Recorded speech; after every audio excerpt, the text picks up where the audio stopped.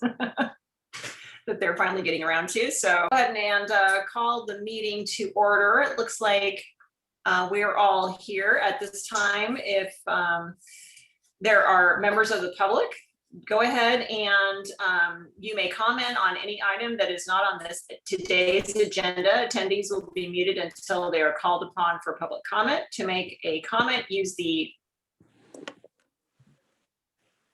raised hand icon or dial *9 if you're using your phone. Please listen carefully for the chair or the city clerk to address you by name or phone number, and for the audible Zoom notification that you have been unmuted. Once you begin your public comment, you have 3 minutes, and your 3 minutes will begin. Irene, are there any members of the public who would like to comment on an item not on today's agenda? No hands are raised, Chair. Okay, with that, we'll move on to communications. Any discussion about letters received regarding all electric reach codes? It is a standing item on our agenda, so but we did the reach codes in general. Yeah, the electric, all electric reach codes. You can choose to keep it on or not, but this is Mr. Kozlowski. I reviewed the correspondence. I don't have any comments. What about Vice Mayor Cruz? No comments. Okay, well, with that, we'll move on to item 4, approval of the minutes, October 20th. I believe, but neither of us were here. Were you on this committee last October, Vice Mayor? No, we weren't. Okay, well, I've had a chance to review the minutes and they seem to be in order. Is there a motion to approve? All right. I move to approve. All right, and I will concur. So the minutes from the last meeting are approved. Moving on to item 5, current items for discussion. Small cell ordinance. Who would like to enlighten us? I can go ahead since I've been working on this all day on our staff report. This item will be before the council next Wednesday. The point of the meeting next Wednesday is just to introduce the council to what these are and propose a possible amendment to our current telecommunications ordinance section that's in our zoning code, which was adopted in 1997, which had no idea. Well, there have been some changes since then. Quite a few. I would say. Yeah, there's a little bit of sort of an interesting background. The FCC did their Telecommunications Act, which was challenged by a number of cities and upheld at the 9th Circuit last November. Oh, yeah. So it does limit what local governments can do in terms of regulating, but there are still a few things that we can do in terms of aesthetics, timing, and a little bit of the money we can charge. So the recommendation from that report that's going to council is going to be to direct staff to start drafting an amendment to our current ordinance and maybe bring it back to this committee or Public Works, whichever seems more appropriate. We did have a discussion with Jose and another attorney from Myers-Nave who really recommended that we go ahead and do this, even though our powers are limited. It's better to get what we can. These small cell ordinances are really in support of 5G networks, and they're smaller than the traditional towers that you see, on the side of the highway, the big, tall 100-foot metal towers. These are small systems that go on existing poles, buildings. Mostly they go on public facilities like light poles. Some of them are pretty ugly. Some of them can be done a little bit more aesthetic. So I think that's where we might have a little bit of leverage is in terms of what it's going to look like. So yeah, that's kind of it in a nutshell. These things are coming. They're not in Cloverdale yet, but everyone knows 5G is coming. They're going to get to us at some point. We did have one Mark did, Public Works Director Rincon had one inquiry about putting them in, but they never really filled out an application. We don't really have an application form yet, so this will be kind of the start to that. So that's kind of the end of my report. There'll be a lot more about this next Wednesday. Yeah, it sounds like it just needs to move forward to the whole council. So great. Yeah, that sounds like a plan. All right, then we'll move on to item B or 5B, discussion of Oaks Motel. We did receive a some concerns from some neighbors regarding farm workers living in the Oaks Motel for longer than what is normally allowed by our ordinance. They did apply. I'm sorry, Kevin, but which one is the Oaks Motel? That's the one right downtown next to Pick's Hamburger. Okay, okay. They do currently have a application for a building permit to convert a small community room into a kitchen, which is, that building permit is pending right now. It's still being reviewed. We haven't heard any complaints lately, and we've let the owner know several times, and Rafael, you can jump in anytime, but there is a method to convert motels and hotels to permanent stay. It requires a use permit at the Planning Commission. So they have to kind of demonstrate that normal residents or normal occupants of the hotel are putting a financial burden. They're not making enough money, more or less, and they want to convert it to long-term residential. It is an option available to them. We've told the owners over and over again, if they want to do this and pursue it, it's available to them. It would require the Planning Commission. I did talk to Mark Harris today. He hasn't heard anything or seen anything lately. This may be more of a summertime activity that the motel is engaged in. We're going to keep monitoring it. We know people in the neighborhood are letting us know what's going on. So at this point, I think it's pretty quiet. Again, we've let the owner know there is a path forward if he wants to keep pursuing this option. Okay, Madam Chair, may I ask, certainly. what kind of complaints are the neighbors having? There's traffic. I mean, I hate to, maybe complaint is not the right word, but it's concerns. I mean, there's people hanging out on the porch. I know it's. David, do you remember any more of the complaint? It's been going on for a few years, or Rafael? Yes, I do. And I'm surprised she's not here. Miss Claudia Clow, who operates her business next door, shared with me some of her concerns, and I asked her to put those in writing. And it related to, the work that was being performed by the hotel owner's contractor. Starting the work was done without a permit and required the city to red tag the work because they hadn't obtained a permit. They subsequently were brought into compliance and obtained a permit.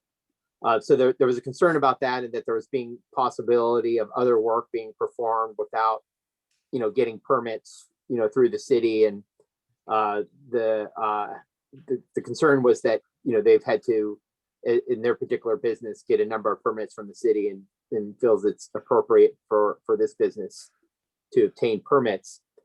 There was also an ancillary concern that the rooms were being occupied with a greater number of people than what would be normally allowed under, occupancy standards. That there was overcrowding, and we don't have evidence of that because it's not something that was, monitored directly to see how many folks are actually, residing in any one room.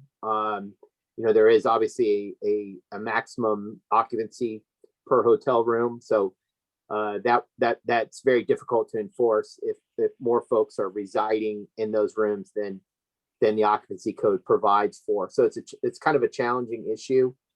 And then, as Kevin mentioned, the owners are, they really do object, I think, to, getting a use permit, even though that seems like, based on the use, that would be appropriate. So it appears that they're really saying we're not occupying any bedroom or hotel room for more than 28 days by shuffling folks around. And the reality is they're probably occupying rooms for a longer period of time than what's provided for in our code. But again, that's a very challenging issue for us to be able to monitor, because we don't monitor individual traffic, individual occupants going, from a room to another to determine whether they're in compliance or not. Yeah. Isn't the enforcement would be for the owner of the establishment? We don't have to intervene with any guests, correct? Right. I think that's true. I also forgot to mention maybe about a year and a half ago, the fire department and our building inspection team did do an inspection of the whole facility. They didn't really find anything in terms of building code violations or fire code violations. I think there's one other thing that if you do have a room that's occupied for more than 30 days by the same individual, I think there are some building code updates that have to occur along with that, which, that's money. So that could be one reason why they're objecting to the use permit. Well, because I have an objection to the way this is worded, agricultural workers, lodging. So it could be to anybody who is there more than 30 days. So I feel that it's not appropriate to just say agricultural workers. That's pigeonholing the Latinx community as the ones causing problems when it's not the individuals, it's the entity itself. So we need to be, mindful of that. I agree. There was some reports that I cannot confirm or deny that there was an agricultural worker service group who was bringing folks there every night and then taking them out to work and then bringing them back in buses and vans. Well, Kevin, just to clarify, to understand, I mean, the title is H2A Lodging Program for Agricultural Workers, and that's where the name came from, and that's that they are eligible for this program if they were to get a use permit. That's correct. But that's not necessarily what's happening, correct? That's correct. I mean, Rafael and I have told the owner over and over the process, and also Richard St. Angelo, their architect, what would have to occur if they wanted to keep doing this. I don't think it's overly onerous to ask for a use permit. There may be some building code things that change the occupancy to a different standard, which again would cost money. I feel like the owner just kind of has this 28, 29 days and then move people around mentality to get around it. There is something with the TOT too, David. What was that again? That if they stay for over 30 days, they're not subject to TOT. But I do think the owner was claiming an exemption from TOT based on the length of stay. So there's something there that we need to look into. We've been talking about doing a hotel audit, that maybe it's time to do one of those, to look at all of them, maybe a little longer after COVID, but so I think that's. Can you guys hear me? It's Rafael. Yeah. So he definitely had, he readily admitted, I think he was willing to share what kind of contract he has with, I'm not sure what agency it is, but that's I guess that's why it got termed that in our discussion here for the agricultural workers. He has some kind of contract. It's not that he doesn't want to do the use permit, it's that as it's written now, our zoning ordinance requires that if he were to do it, it'd be a complete, that's not a 50%. The code just says if it transitions to long-term use, that it's the entire motel. So it sounds like he essentially doesn't want to lose the ability to have a motel. So that's like his big sticking point, I think, is that it's either all or nothing, and he doesn't want to give up that option. Well, that's a pretty valid concern. I mean, it's a pretty large property, so I can see why he would, if he could potentially, split it. I don't know if he would be interested in 50-50 or 60-40 or something like that. Because here's what's kind of in the back of my mind, and I guess when this goes, either comes back to us here or goes before the council, is that, this is a downtown property with other businesses next door. And it's clearly, they're using it, at least a portion of it in a non-compliant way. And the neighbors certainly, have apparently have cause for concern. And I'm just wondering is, if it were, let's just, speaking hypothetically, if we were, willing to update our ordinance and say that you could dedicate a portion to, to long-term stay and maintain a portion for, under 28-day stays. If you were to do that under the use permit, would there be things that we could require them to do under the use permit to mitigate the impacts on the neighbors? Like maybe some, screening, or maybe changing the ingress and egress of the parking lot so it doesn't impact neighbors, things like that, making sure that there is a common area where, people can hang out, that's more homey, and just things like that. I'm just wondering if those are possibilities. And in the same line of thought, what is the situation with the two motels up north past by the new stop sign? Because I understand one of those is long-term, the other one is not. What is the situation with that in comparison to this Oaks Motel? Yeah, I mean, as far as I know, that's a good question, because where our code enforcement department is definitely strictly complaint based, and I haven't really, as far as I know, we haven't received complaints about those. Well, the main difference is that Oaks is in downtown core, and those other two are not. Probably, yeah. Well, yes, but the same problems are there. The same problems are there. Sure, and I would imagine that, I think, as Kevin mentioned, and I'm sure Raphael would point out, is that if we move forward with with an inventory of all of our properties, and to make sure, because we do need to protect our TOT. I mean, but I'm really, I really appreciate, Raphael, your input, because it's like, yeah, you kind of have the straight scoop, is that he may be interested in setting aside a portion for longer term rentals and then keeping a portion for motels, for 28 days. Yeah, I think so.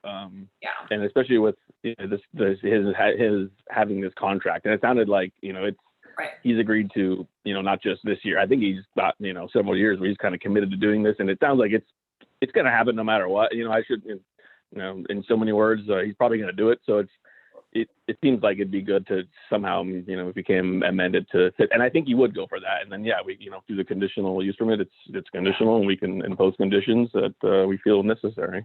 Yeah. I mean, I can understand that business reason for him to want to do that, but we're kind of in the position where we have to, he has to follow the law, and there are neighbors around him in our downtown core. I mean, wherever the neighbors are, it doesn't matter, but especially in our downtown core, we need to, protect the character and the neighbor's ability to enjoy and use their properties as well. So, I mean, I'd be interested in kind of finding a middle road solution, but I'm also compelled to think that if this is happening here, it needs to be part of an inventory of all of our TOT properties. Yeah, I agree with you, Madam Chair, because we cannot have this person incur into any expenses without us looking at what is going to be required of others. Mm-hmm. And I think it should be, an updated ordinance where everybody must comply equally. Yeah, Raphael, how old are the laws on the books right now? Shoot, for that one, I can, let me look it up. I can I mean, probably tell you. it's probably pretty ancient. It is. Yeah, well, the lucky thing about our code, when you look at it online, it has all the. As the year, I I'll know. get, I'll get right back to you. asking. I'd like to just add, we are looking at the downtown zoning and the TOD zoning. We've just kicked off that process, even though those aren't, that section's not housed in the downtown or TOD. It's kind of in the special area section, but it could, It's it could- adjacent. I'm surprised it's not downtown core. That's crazy. no, the physical property's in the downtown. Yeah. It's just the part about the use permit is not in the downtown zoning section. I mean, I'm just splitting hairs right now. I mean, but it just gets better. No, you're right. yeah, I mean, the point is we're gonna be bringing forward a bunch of amendments to downtown and TOD as we get into this process. Maybe we can keep tabs on this one, do it with all of those other ones. Or if it's more urgent, we could, amend the code separately. It would be planning commission, then council, then 30 days after that. Yeah. 2015, it looks like. 2015. Okay, that's not as old as I thought it was, Yeah. but I can also anticipate, folks being very. I mean, I'm concerned about, not just code enforcement in the downtown core, but kind of, how much. It's gonna be interesting what the planning commission goes through. I'm trying to put this into words, but it's kind of like, what are the uses that we want to concentrate in the downtown? And will workforce housing be one of those uses that people are going to want to see, or are we going to want to see a cap on workforce housing and see, more, tourist or long-term housing? Really, in the long term. I mean, it'll be part of the process if we truly are, re-looking at downtown core and TOD. Is what uses are appropriate long term in those areas? What do we want to see? And would it be possible for some of these places to allocate a particular segment of rooms for the long term? Yeah. So that we can continue so that we don't overwhelm the downtown area with workforce. Mm-hmm. And but again, downtown is also, transit is right there. And so it's a very, in some ways it's a very attractive place to put something like this. So, well, we don't need to solve the problem today. I think that you kind of have some direction and some questions from Vice Mayor and me. So does that kind of help you on your way to either, you want to bring this back here with some more information, or do you want to go ahead and move it forward to council? Well, if there's no real hurry, I'm not sure if there is or not, there may be. I mean, I kind of like the idea of bundling it with the other ones, but that is months out. I think you've got support for that from both Vice Mayor and me. So we can go down that path, but if something changes and we have to move quicker, we can pull this one out and do it separately.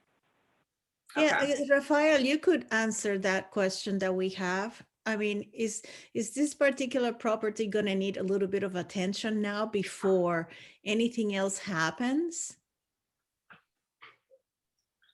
far as what kind of attention are you talking about? You mentioned he has a contract. Raphael, did he give you any details? I mean, is this going to start up in May again, or is it? He actually. You may not know. He actually. I have his phone number. I can call him. I'll reach out to him. I was thinking I'll call him to ask his feelings about what percentage of, if there was a zoning change, what percentage might work for his plan. So I can ask him that too. Ask him about the timing, because if he says, yeah, they're coming back in May, then maybe we got to pull this out and talk about it sooner. If he doesn't have a contract for the summer, then maybe it's not as critical to move forward. Yeah, and our next meeting is April 20th, so that might be kind of late.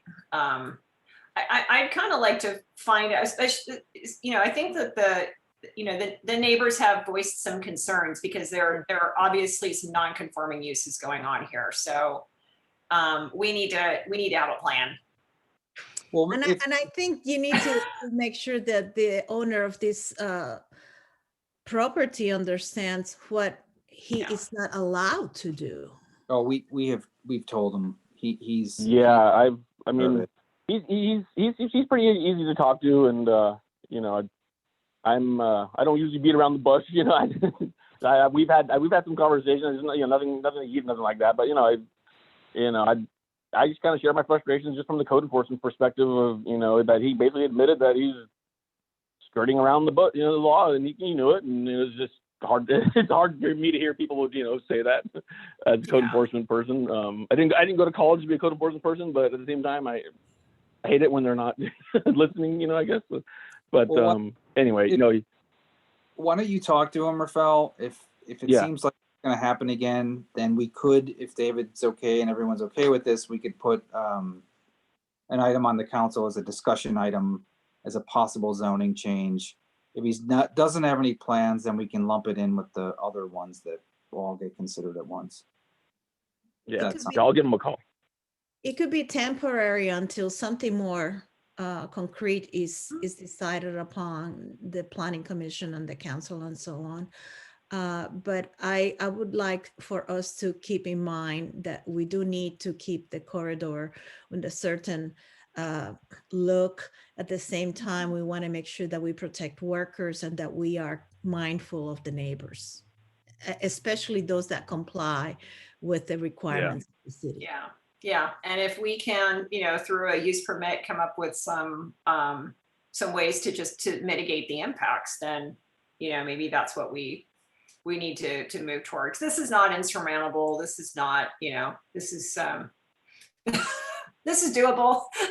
So why don't you two huddle and speak with the owner, and then come back with some recommendations for how maybe we can change, how maybe they can change, and let's all come up with a solution that we can all enjoy. Have a kumbaya moment. Kumbaya, exactly. I don't know why I'm in such a good mood today. I have no reason to be. But with that, so does that supply you with some direction for moving forward? Okay, great. Yeah. Speaking of, let's go on to 5C, regional housing needs allocation. Well, I can start this, and anyone else can jump in. David, this is about I think we have, excuse me, we have Bob on the and some other people. Do we need? Oh, that's right. You know what? Let's go ahead, Irene, and jumping back to 5B. Let's open it up for public comment. I wasn't seeing any faces or any names, so sorry about that. No hands were raised at the last discussion item. So. Right. Well, then that will move back to Rita. Irene, there's a hand raised by Mr. Holt. Ah, I can't see it either. So let's see. Oh, Dave. We're sorry. We're yeah. Can you, Irene? Is he unmuted? He should be able to unmute himself. Yeah. Dave, go ahead and unmute yourself. We can't hear you yet.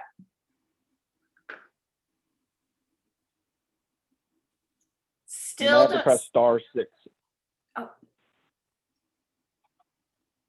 Or is it *9 or *6? It's *9 if he's on the phone. I just asked him to unmute. So, Dave, if you got a little pop-up, you should just be able to click unmute.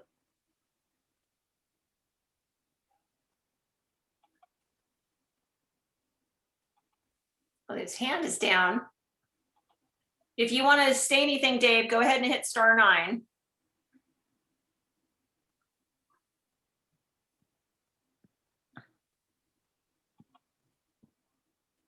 Well, I'm not seeing him unmute. So if you want to go ahead and send us an email with your comments, we're happy to do that. Or if you can figure out how to get yourself unmuted, we'll come back to an item because we have to be flexible during these times. So let's jump back to Rena. Okay, so this is part of our 7-year housing element cycle where I am now live. Oh, there he is. Of course you are. Yeah. Sorry, Kevin.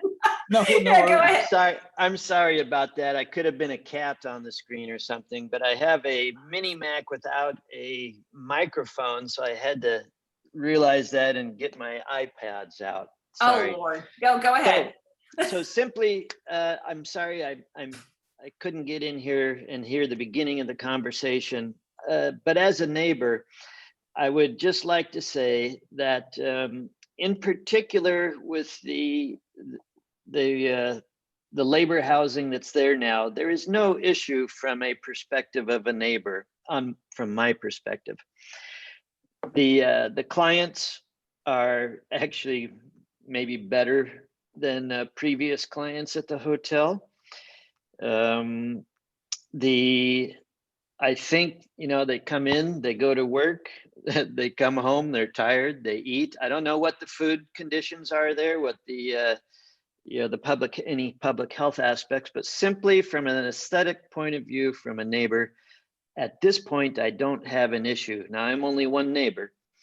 And my only fear is for the city itself, for tax, future taxable sales tax income and transient housing tax.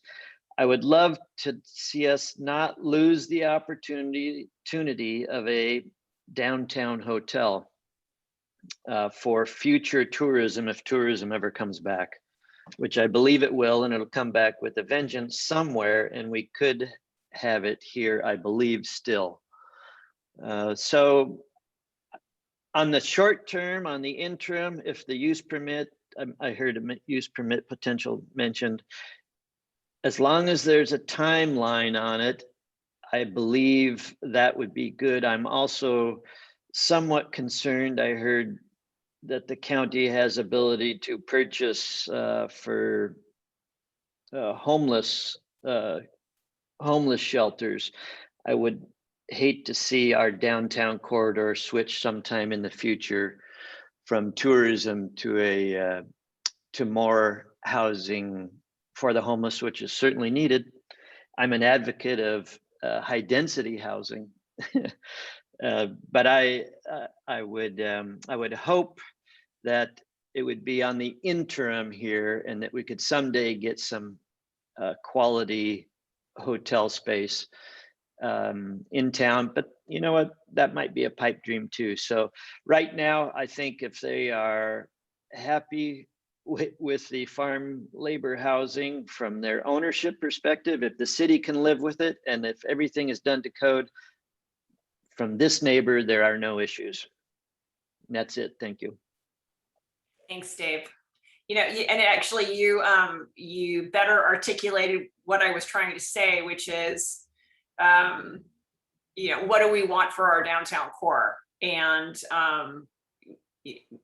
perhaps this can be be looked at as a shorter term opportunity, but in the long term, yeah, we don't want to hurt our opportunities for a hotel or appealing to tourism, things like that. So thanks for your comments. Okay. Much appreciated. You're welcome. And I will now mute myself. Oh, I Or bet someone will. I don't believe you, but yeah. Maybe Irene can do that. We'll see. Okay, well, with that we will jump back. I don't know, I've lost track of how many times we've gone to Rena, but yeah, let's move on to item 5C. Okay, well, the RENA is part of the 5-year, 5 to 7 year housing element process, which, the housing element is part of our general plan that takes a look at our housing needs, identifies special needs, and really identifies areas we can put housing. So the housing needs allocation is a number, and David sent out a really good email a few weeks ago. I'm not exactly sure the date. The numbers are still draft. These are numbers that are assigned to us from ABAG that basically tells, hey, Cloverdale, you need to accommodate this number of units over the next 7 years. It doesn't mean that we need to build them. We don't have to, necessarily pay for them, but they do look at if we're putting any obstacles in the way. They do a, kind of a thorough examination of our zoning, and they, try to identify anything that would really hamper or hinder housing. Along with the numbers that they assign to us, which I can quickly go through, we have to demonstrate to them that we have adequate land to accommodate those. If we don't have adequate land, we have to do rezones. If we continue to identify the same parcel on the edge of town that we know will never get built, but we always say, hey, we can put them out there. There's more hurdles if we keep identifying the same parcel over and over. State's getting a little more strict on how the housing element will go down. So when I see these numbers, I don't know about David and Rafael, I don't really see anything too alarming here in terms of what our draft numbers are, which is 74 very low, 43 low, 45 moderate, 116 above moderate, for a total of 278. And that's down from 294 from the last time, which, by the way, we're going to make last time's RENA with if Baumgartner comes online. So, I mean, that's really these numbers are not finalized. We're going to be going through the housing element starting pretty soon. I know Rafael's working on a grant that we're trying to cobble together, a couple of grants that we think will cover a majority of the cost. You may see something in the budget coming up, a little bit of a placeholder for some additional money to cover it. It's a very systematic process, the housing element. But a big part of it is getting assigned this RENA and us demonstrating that we can accommodate that purely through zoning and developable land. Just for example, if you pick a lot that's really sloped or it has some real, something hindrance about it, that's not going to fly. You have to really demonstrate that the number of units that you think can go on that lot is actually feasible. So those are our numbers. They're down from last time. I don't know if you guys have anything more to add. This is just kind of the beginnings of this housing element. It's going to be probably a year-long process. We'll be looking for lots of community input, and hopefully we'll have some grant funding to cover a majority of it. One of the things we've been hearing on the street is that these consultants are really booked up and it's really busy. So that's a little concerning. There was some discussion of working with the county, with the other cities to try to work together to have a consultant. And I've done a lot of housing elements. I'm having a little bit of trouble trying to figure out how we could work together. Maybe there is something, but it's very unique to each city. So maybe there's something that could work together. It may be more of a pain than it's worth. But we're keeping our ear on that conversation, and we can report back if any developments occur. That's kind of the end of it. You're going to be hearing a lot more about this housing element. I'm sure you've heard it in your league and others through the electeds that they're coming down hard. That is true. We heard, Rafael and I heard that a lot at the planning conference as well, but these numbers aren't really anything too startling, in my opinion. Yeah, Vice Mayor. Yes. Sorry, let's see. Do we have staff with further detail? This is, Raphael? Yeah, I was just going to add a little bit to that. Thanks, Kevin. That was very, everything Kevin said is exactly right. And just to add a little bit more, I'm not nervous. Thank God we got Baumgartner. Baumgartner really kind of takes a lot of the weight off of this, I believe, and hopefully, cross your fingers, it actually will get developed and all that. But, say it didn't. I'm not trying to, say worst case scenario that we have to plan for, but just be aware that if it did come, if we didn't have Baumgartner, we could be looking at having to rezone sites. And just so you know that the state, if it did come to things like that, our maximum dwelling units per acre is in the residential zones is 16 in the R3, it's 8 in the R1, 4 in R1 and 8 in the R2.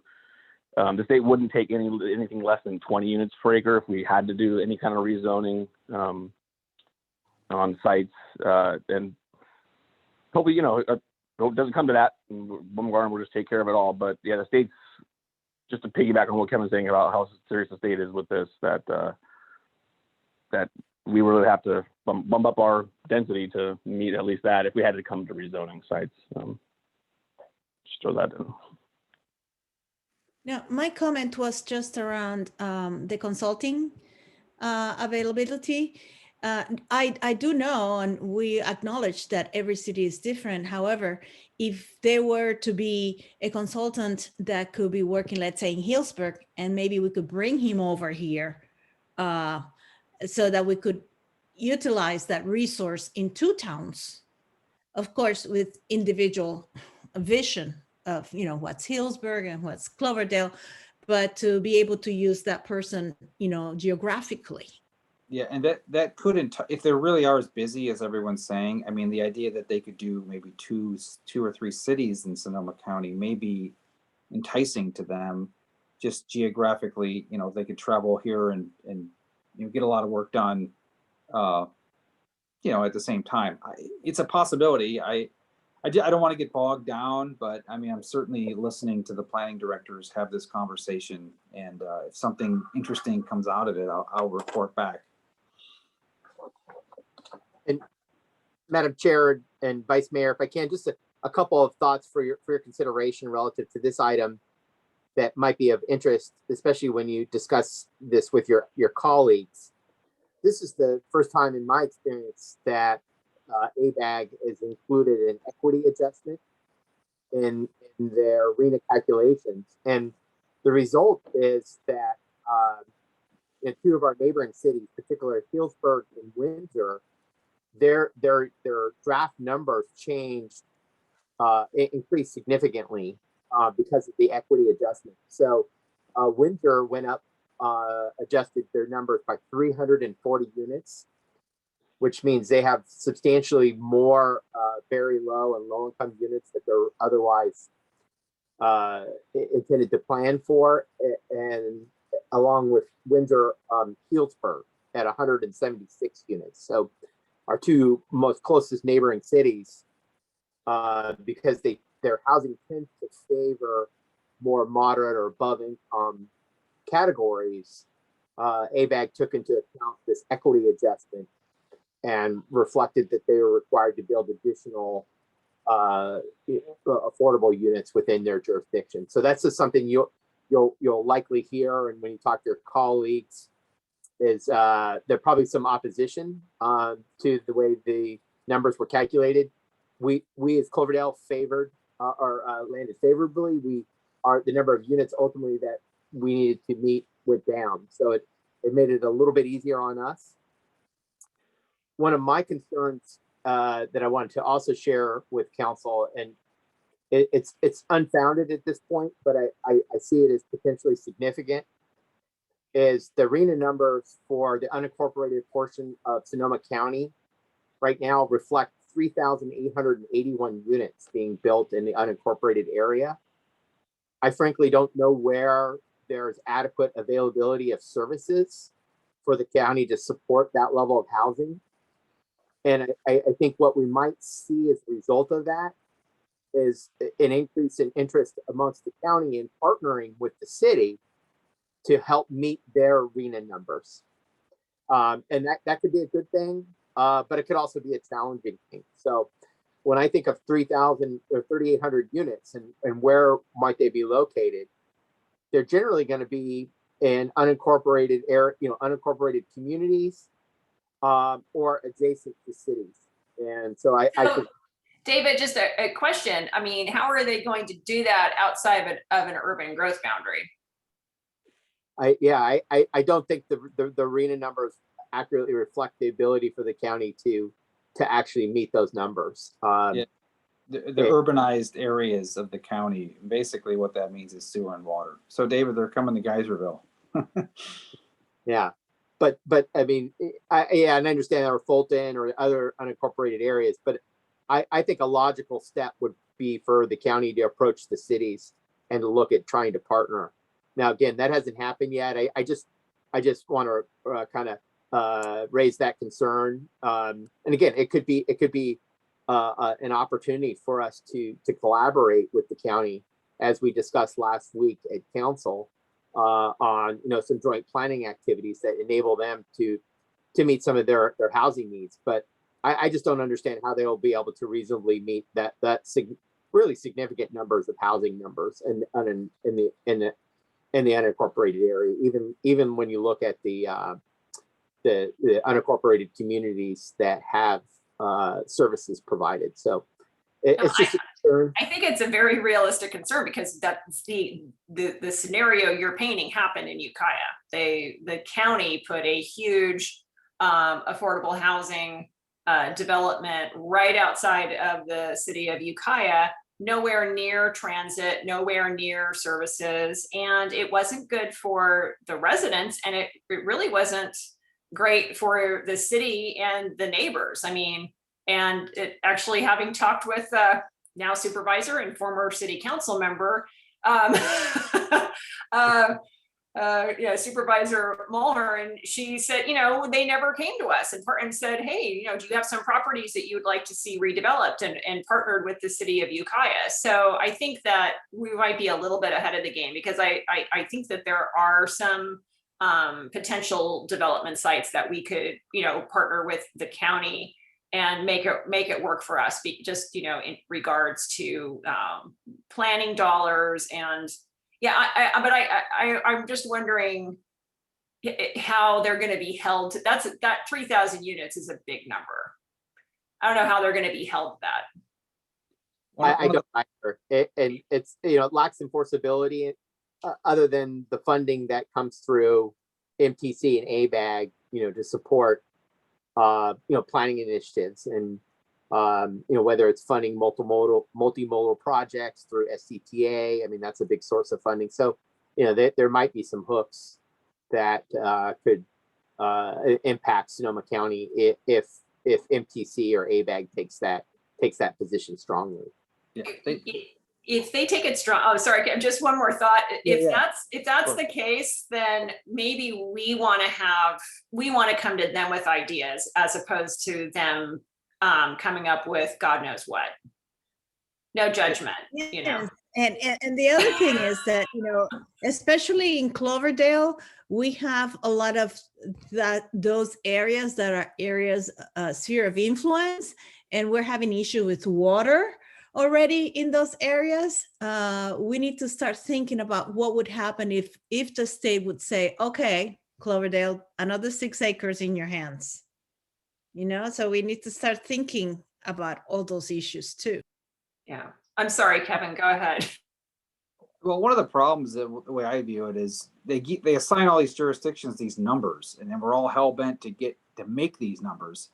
So what they need to come up with a way for us to share the numbers with the county. We have to do 50 affordable, very low income. If we collaborate with the county, maybe we split the credit or something like that, because they do kind of set it up to where we're just so driven to meet our RENA numbers, and the fact that we would be helping the county make their RENA numbers doesn't appeal to us, because we're trying to make our own numbers. So they could do something about that. I think it would really help with collaboration. That makes a lot of sense. And I mean, we're in an odd position where we are not just aghast at our numbers. I mean, they're actually kind of hittable for once. So I'm kind of excited about that. I'm going to look at the glass half full and say, hey, we're going to actually reach it. But I think it really does. The situation, I mean, I hear you, Kevin, what's going to be in it for us if we help the county hit their RENA numbers? Well, maybe it's showing ABAG that, hey, a partnership means that we both get credit. Yeah, it's not that complicated. I mean, the fact they want to put 3,000 units in unincorporated county is not very good planning. I mean, there's nothing out, like you said, the Ukiah example, there's put a multifamily out in the middle of nowhere. I mean, yeah, with no bus service, no services. I mean, and that, which means that there are, automatically they have to have a car. They're absolutely tied to their cars, whereas, the city of Ukiah actually had places within the city limits, within its city limits, that could have been redeveloped.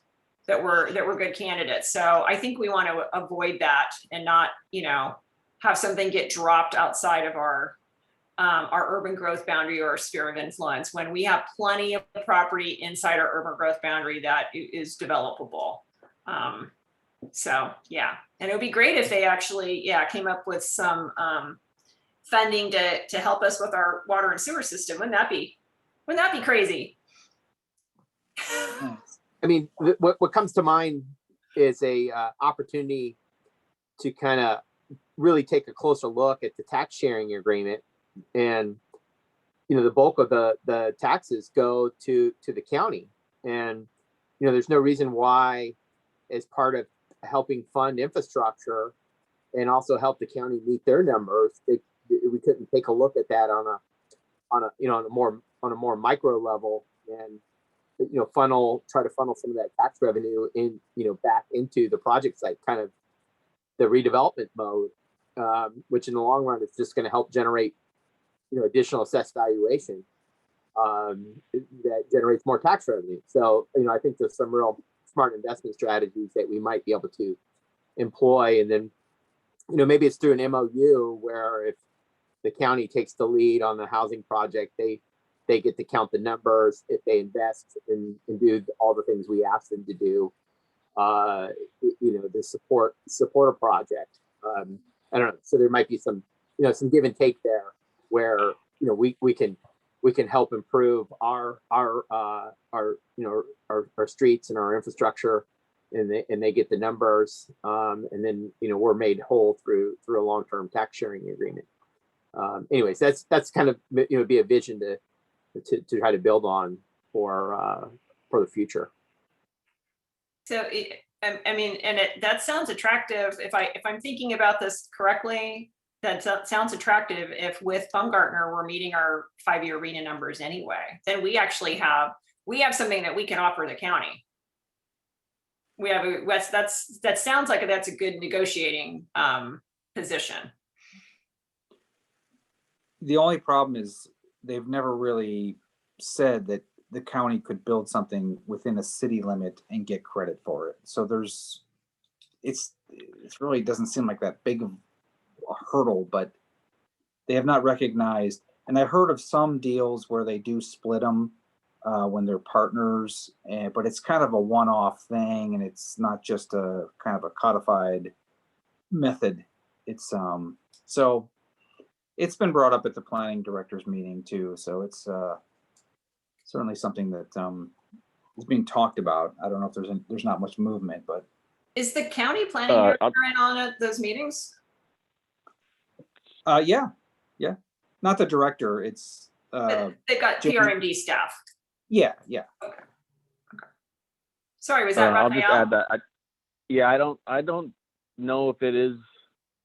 It may be too late to actually do the collaboration. I know that was something that was on the table, and I'm pretty sure Ada talked about early on that had to get established, and there's only a couple counties I think in the whole state that are doing it, or maybe even 1 or 2 in the Bay Area. But I'll double check it with Ada, and if anybody, now that these numbers are getting more final, I don't think that there was enough collaboration. I don't think that there's enough jurisdictions in Sonoma County that wanted to do it for whatever reason. So I don't think it didn't seem like it got very far, and we may have already missed that window. But I can double check with Ada. Ada is our ABAG representative. And I was thinking, we have pockets of county within city jurisdiction. So that's Exactly. where we are in a very special situation. Well, we have the pockets of the county within, but it's all within our urban growth boundary and it's all within our service areas. So, let's use this to our advantage. And I have a question, Madam Chair and Kevin. Will issues of local housing issues be on the regional housing needs, or would that be an additional letter to these current items? Well, part of the housing element process is to identify what they call special needs within your community. If they understand that there's an inordinate number of, for example, people with disabilities, then you need to address that in your housing element with, goals and implementation. And that's all part of the process. So what, I'm assuming we're going to hire a consultant because it's pretty involved. They will go through the numbers that are provided by ABAG and others to identify any special needs. And then again, we need to have policies and programs to address what those are. I don't know if that's what you're asking, but it is part of the process. Well, yeah, it has to do with people with disabilities, but also it has to do with the substandard living arrangements that we have been observing in town. That is certainly one of them. There's that, there's overcrowding, there's, How are we going to really follow up with ADUs? That's the thing. ADUs are allowed, but what is the enforcement to make sure that it is reasonable living quarters? Yeah, I mean, it can be identified as one of our special needs is, I don't know how I can't remember exactly what they call it, like substandard housing. Then we would see policies showing up in the housing element, but that's not really where the rubber hits the road. That's more us with code enforcement and going out and finding those. We may have a policy that says, we're going to try to alleviate substandard housing. That's the goal. And then underneath that we'll do every 6 months, we'll do inspections or something like that. So it'll be there. If we want to do it, we have justification for doing it. Not that we need that necessarily, but where it really happens is, Mark Harris going out and looking. And we kind of talked about this a little bit. It could mean someone, not having a home after that. So it's a fine line. We don't want people living in something that's not safe. At the same time, you got to understand people, this is all they can afford, and it may be temporary. And so it's I'm open to any ideas. It's a delicate subject. So Kevin, just kind of a follow-up question, and maybe I might be parsing this too thinly, but when you're talking about communities with special needs and the fact that so much of the substandard housing is actually not within some city limits, it is within the county, but it is our community. I mean, do you have to stay strictly within city limits, or can you, use numbers or examples that are immediately adjacent to city limits? Well, my experience is that ABAG does a big analysis of the numbers, and then they put that out for the cities to use. And I believe, and I'm not 100% sure, it would be slightly bigger than just our actual city limits. It would include something like 6 acres in South Cloverdale. I don't know that we would necessarily be on the hook to do anything, but I do think it would be included in our overall housing picture that will be evaluated through the housing element. Yeah, that was the question, is that, yeah, thank you. And, we do have a lot of substandard housing within city limits. It's just not limited to that. Yes. But, with Mark, what's his last name? Harris? Yeah. Him and other people who are doing service in the community, there are too many garages. There are too many trailers. There are too many situations of people who have that do not have any access to water, electricity, heat, or a bathroom. And some are in somebody's backyard. So it's a catch-22. You don't want to leave somebody on the street, but at the same time, these owners are charging anywhere from $600 and up for those terrible conditions. Yeah, that's And true. I mean, we cannot be indifferent to that. Well, Somehow we need to and figure Oaks Hotel is an example of that. I mean, if people are there for longer than the 28 days, they don't have access to a kitchen facility. You know, so, yeah, that definitely, those kinds of situations have to be addressed. And it's, you know, I mean, I know that it's not the answer, but, you know, it does start, you know, at the top of the rental market. We don't even have, you know, we don't even have market rate, you know, apartments or rentals. I mean, we're practically at, you know, at 0% vacancy because we haven't developed for so long. And so, you know, it keeps getting, you know, where no matter where you are in the rental market, it's really tight. And that's why we have these living situations, you know, for people who, you know, who are just basically able to pay for the minimum of a shelter. So, you know, we need to address it at all levels so that, you know, people have more opportunity. So, okay, so it sounds like we're gonna be having more and more RENA questions. I think you have some direction from the vice mayor and me. We're kind of looking, we're sounds like we're interested in exploring options. Does that sound reasonable? It is. We Yeah. we a couple things that just I'll be really quick. We're again the downtown and the TOD. We're looking there, and then we are bringing forward some suggested ways to you know, we have that emergency housing ordinance in effect. So those are more immediate than with the housing element, which is, you know, a couple of years out. But that when we bring back that emergency ordinance, we're going to bring back suggested things that may be a balance between someone living in someone's yard, but doing it safely, and us knowing where it is and having a time limit on that, which would be very generous, in my opinion, based on all the cities I've worked in. But you know, that's going to be for council to debate and look at. But hopefully, we'll come up with some cool ideas that you can consider and have those vetted, you know, before we present them, you know, through building and public works. But that is, we are planning to do that in the next few months, because that right now the emergency ordinance is still in effect till October. Okay, great. Irene, is there anyone from the public who has their hand raised, would like to comment on this item? No hands are raised, Chair. Okay, great.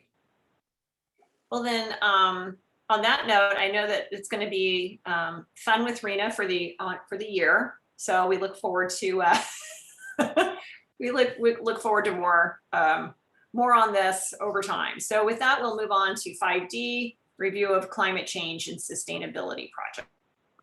Yeah, I'd say that the big headline on this one is still the energy audit that we've been participating in with one of PG&E's sub consultants. We've walked all the facilities twice now. I did have some contact with my contact from the consultant asking about some street lights. So I was able to get that information from Craig and forward that to him a couple of days ago. Just a little bit of a background. What they're trying to do is bundle enough energy efficiency projects, you know, some that are really good payoffs with some that aren't so great payoffs, bundle those all together and make it work. With basically, it's called on-bill financing. They may call it something different. This is a big scale thing, but the idea is generally that the energy savings that you achieve would pay off the project, and it has to pay off in a certain number of years, and it has to meet the criteria, internal rate of return, things like that. But where we are right now is I've toured all the facilities twice, and I think we've hit everything. They're working to bundle something and present it back to us. The street lights was of interest to them. We do have some street lights in some of the subdivisions that are not converted to LEDs. A lot of our street lights are PG&E. So I'm hoping, it's been a long process, but they are still contacting me. So I'm taking that as they're seeing something that's, you know, doable here. And they may come back with a proposal for the council to look at that will be things like air conditioners at the senior center and new windows at City Hall, and then a bunch of photovoltaic at the wastewater and water treatment and streetlights. And you do it all at once, kind of with one project manager, maybe a couple different contractors, but it gets done, and they'll quantify our money savings as well as our GHG reduction.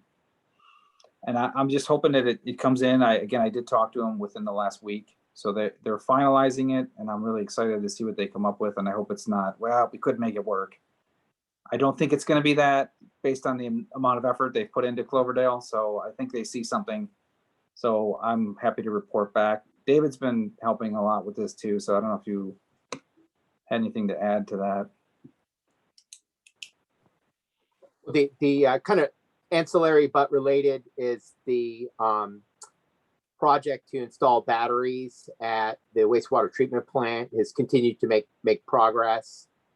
The CPUC has agreed to award the funding, so that's positive news. And, Tesla continues to do all the preliminary design and engineering work to move the project forward.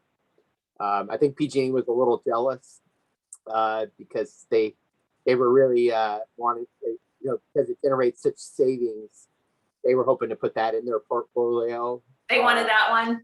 They want that one. And I think Tesla just really did their homework on that to identify where the greatest, savings would be generated. And I think Tesla just kind of beat them to the punch on that. But that project still continues to go forward. So I think there's a building permit in. I think there's a building permit in for the installation of the batteries. So it's moving right along. Yeah, there might be, it's really ideal if there's an opportunity to couple some kind of photovoltaic system with the batteries.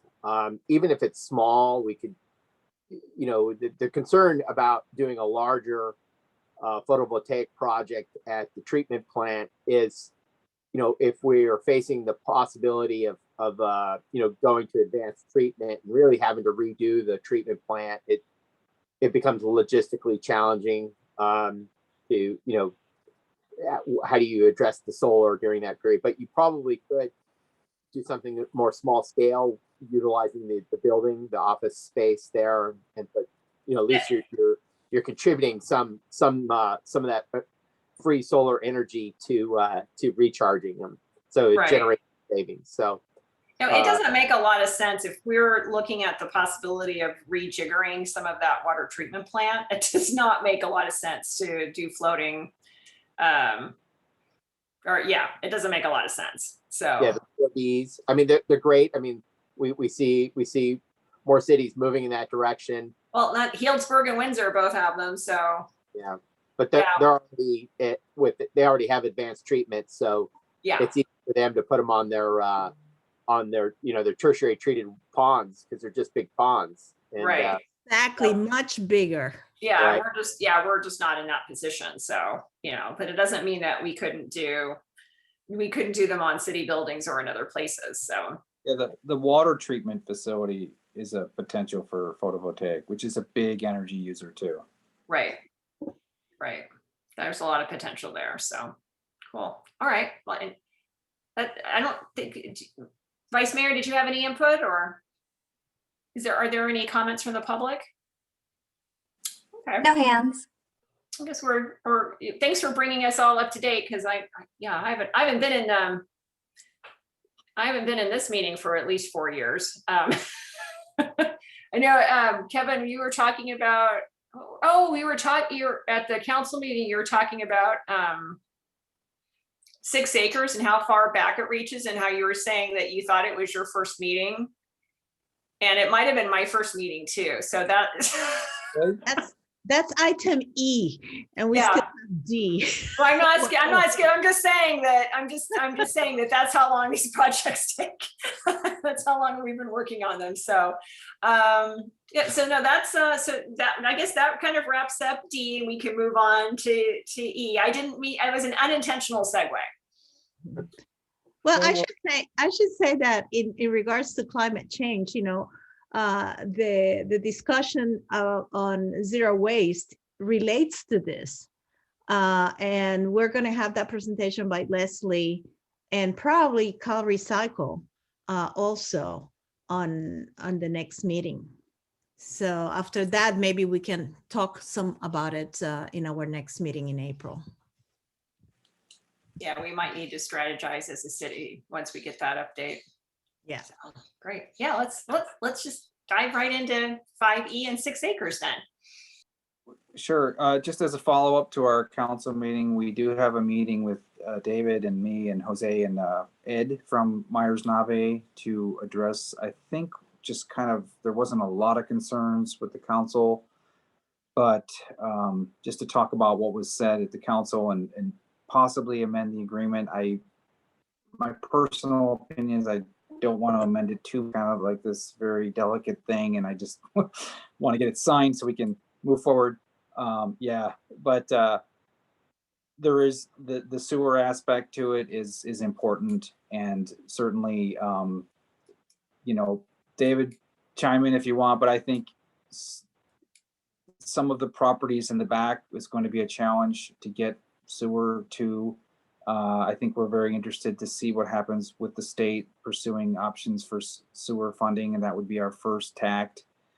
If that does fall apart, you know, secondarily, it could be where the owners do contribute some money to get a new sewer lateral put in. I think that's reasonable in my opinion. And there But may the be a majority situation of where the the ones that are, houses would benefit, right?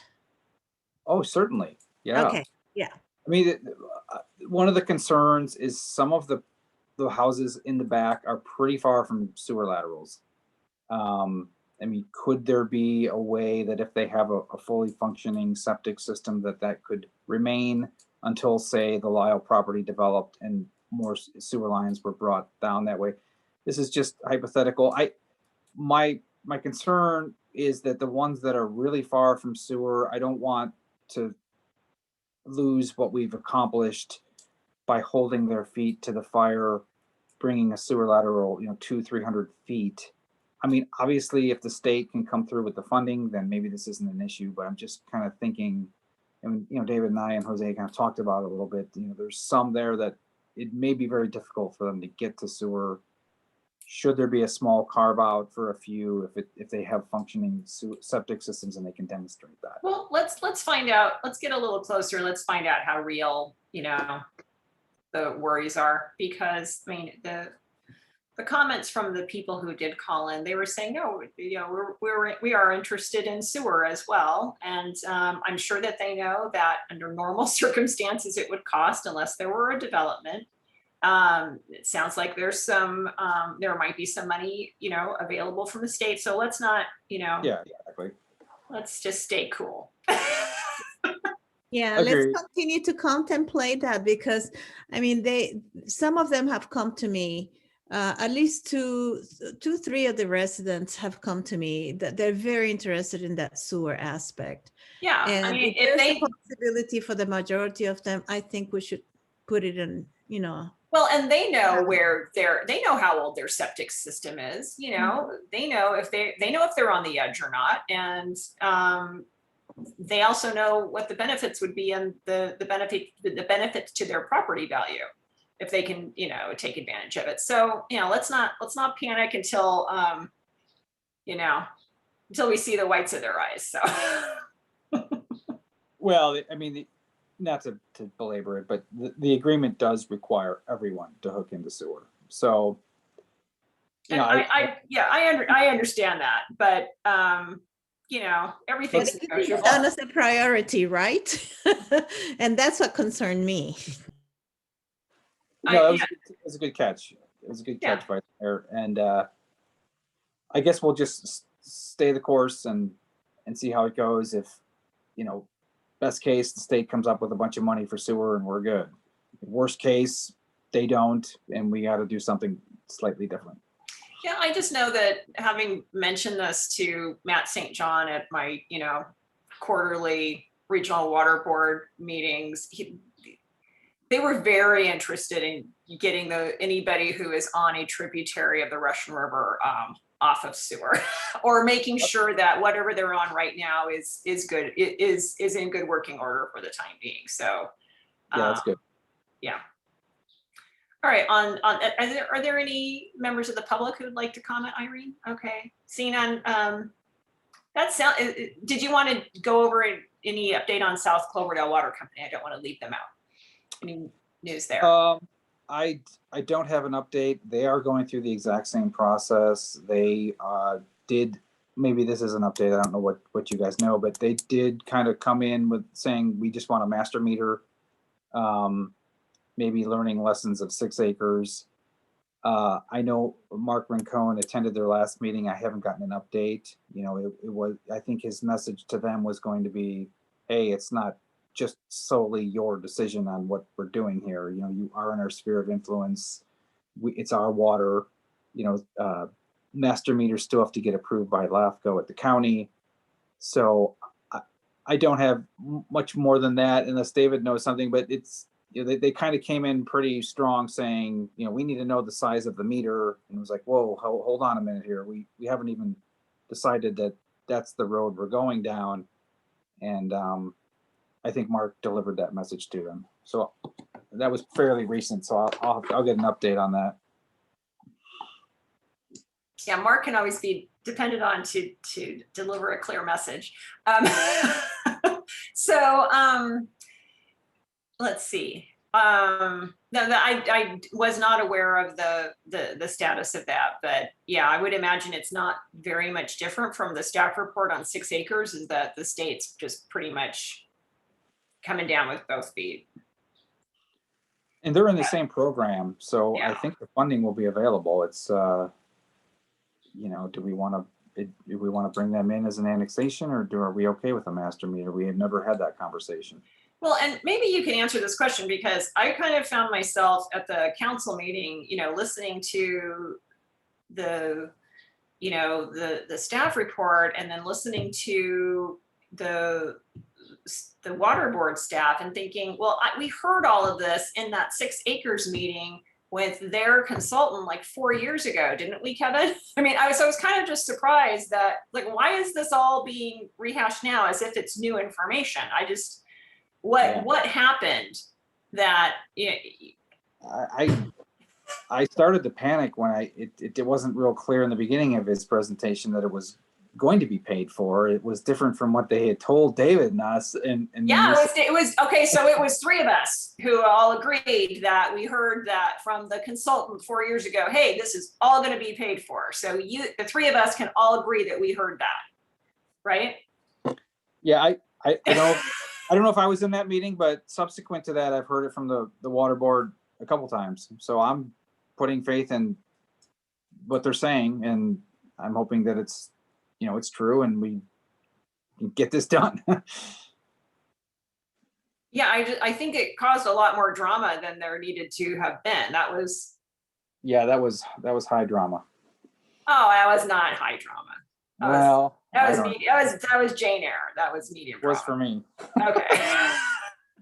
No, but I found it confusing as somebody who's, you know, I was in on the meetings 4 years ago and heard from the consultant that was being paid for by the state water funds to help 6 acres. And then, you know, South Cloverdale Water Company they were in on the meetings as they were at the beginning. And it seemed like we were being told all over again, oh yeah, you're going to have to do all this. Oh, and this is how it's going to be paid for, as if it were new information. Yeah. So, okay. So it's just as mysterious to you as it was to me. Well, I think it was for the benefit of new council members. And I know Gus still had some questions about who's paying for what. So I think our goal was to just have them say it again in a meeting. And I know it's been redundant, but it was said in the public meeting. And so, you know, Okay. Hold them to that. Yeah, if I can add to Kevin's comment, I think substantively not a whole lot changed in terms of, you know, the engineering study or the funding. I think where we saw a lot of movement was in the position of the residents, who I think felt that they were in a position to make certain requests and demands as part of annexation. But they weren't. And what we hadn't really done is to put it all down on paper. And I think Yeah. Okay.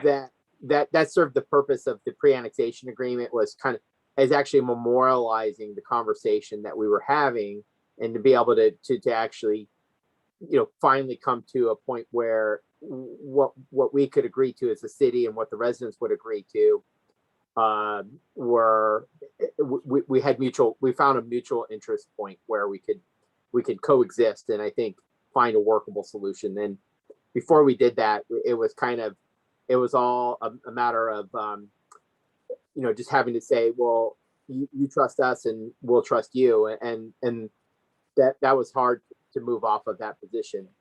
So I think the pre-annexation agreement is a nice step, because it really memorializes in writing what our respective responsibilities are. And I think Kevin, he really put a lot of energy into trying to make that work on their side as well as our side. And I think what we presented was a reflection of that. And it just is a sign that sometimes negotiations take a long time. Like 4 years.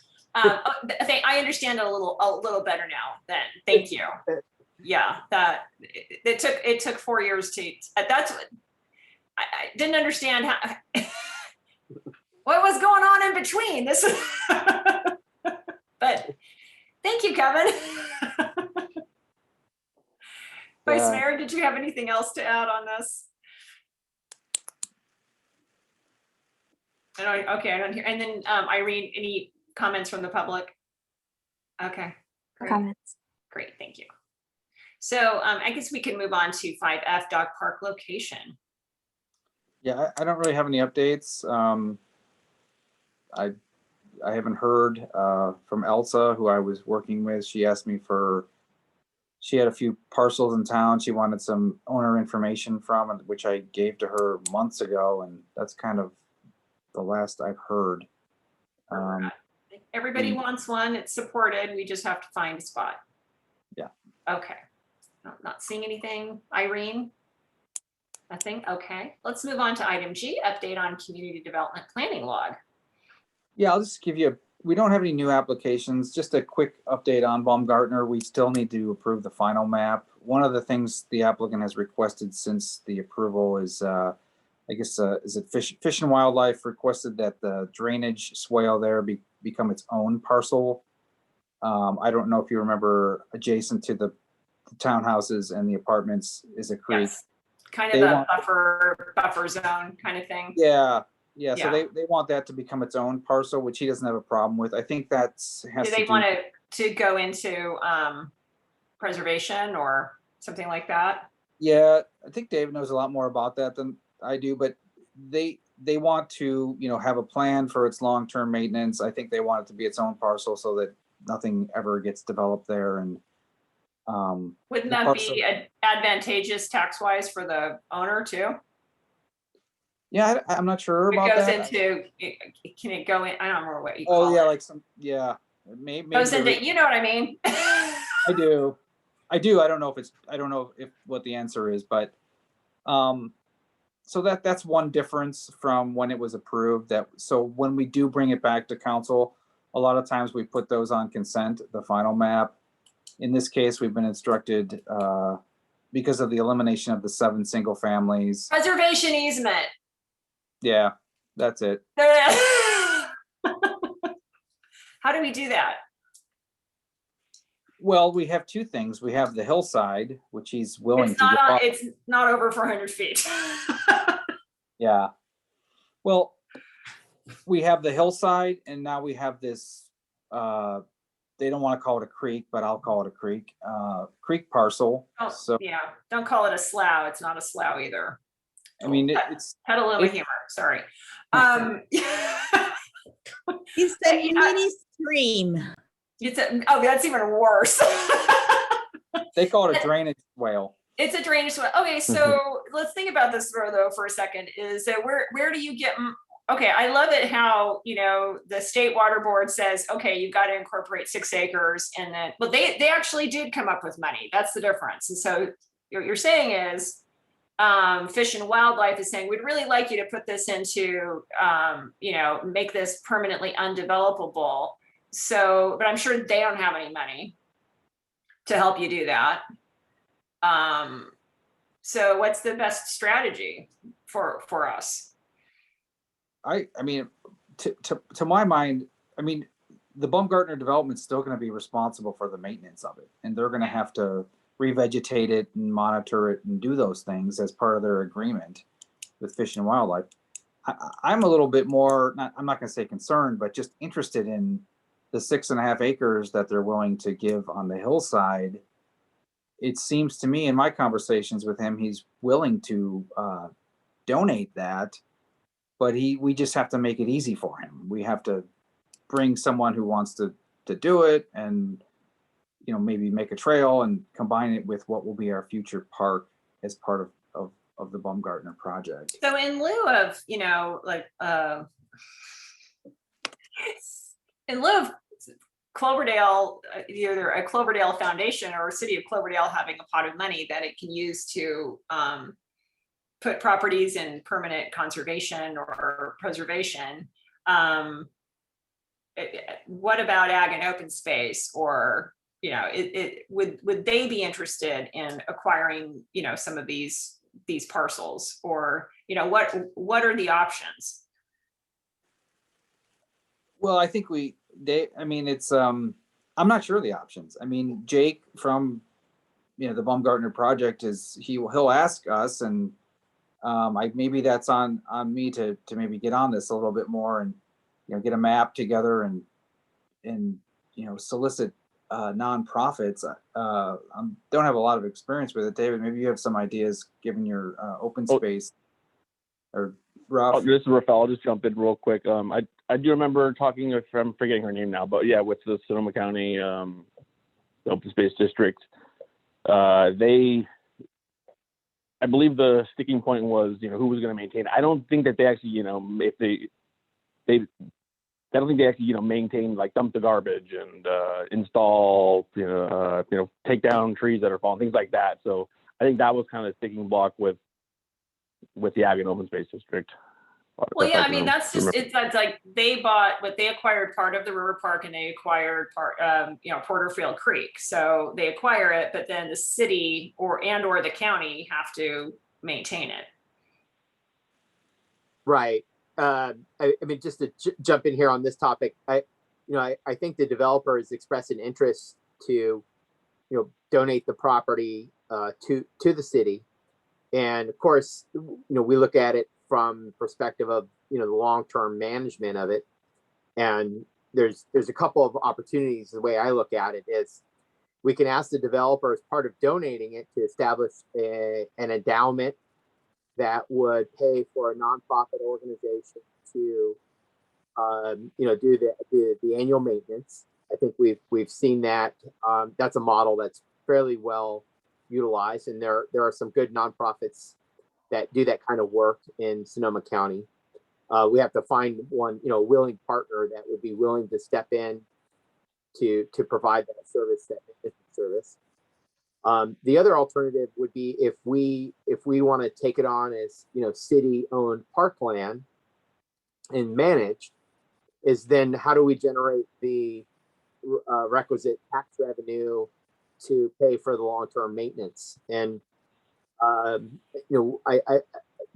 one thought I had would be if we can establish the community facility district with a service component, where the residents of the development pay an assessment similar to our landscape and lighting district, but more in line with the Melrose assessment, then that would generate the revenue to help fund, a parks maintenance person, for example. Right.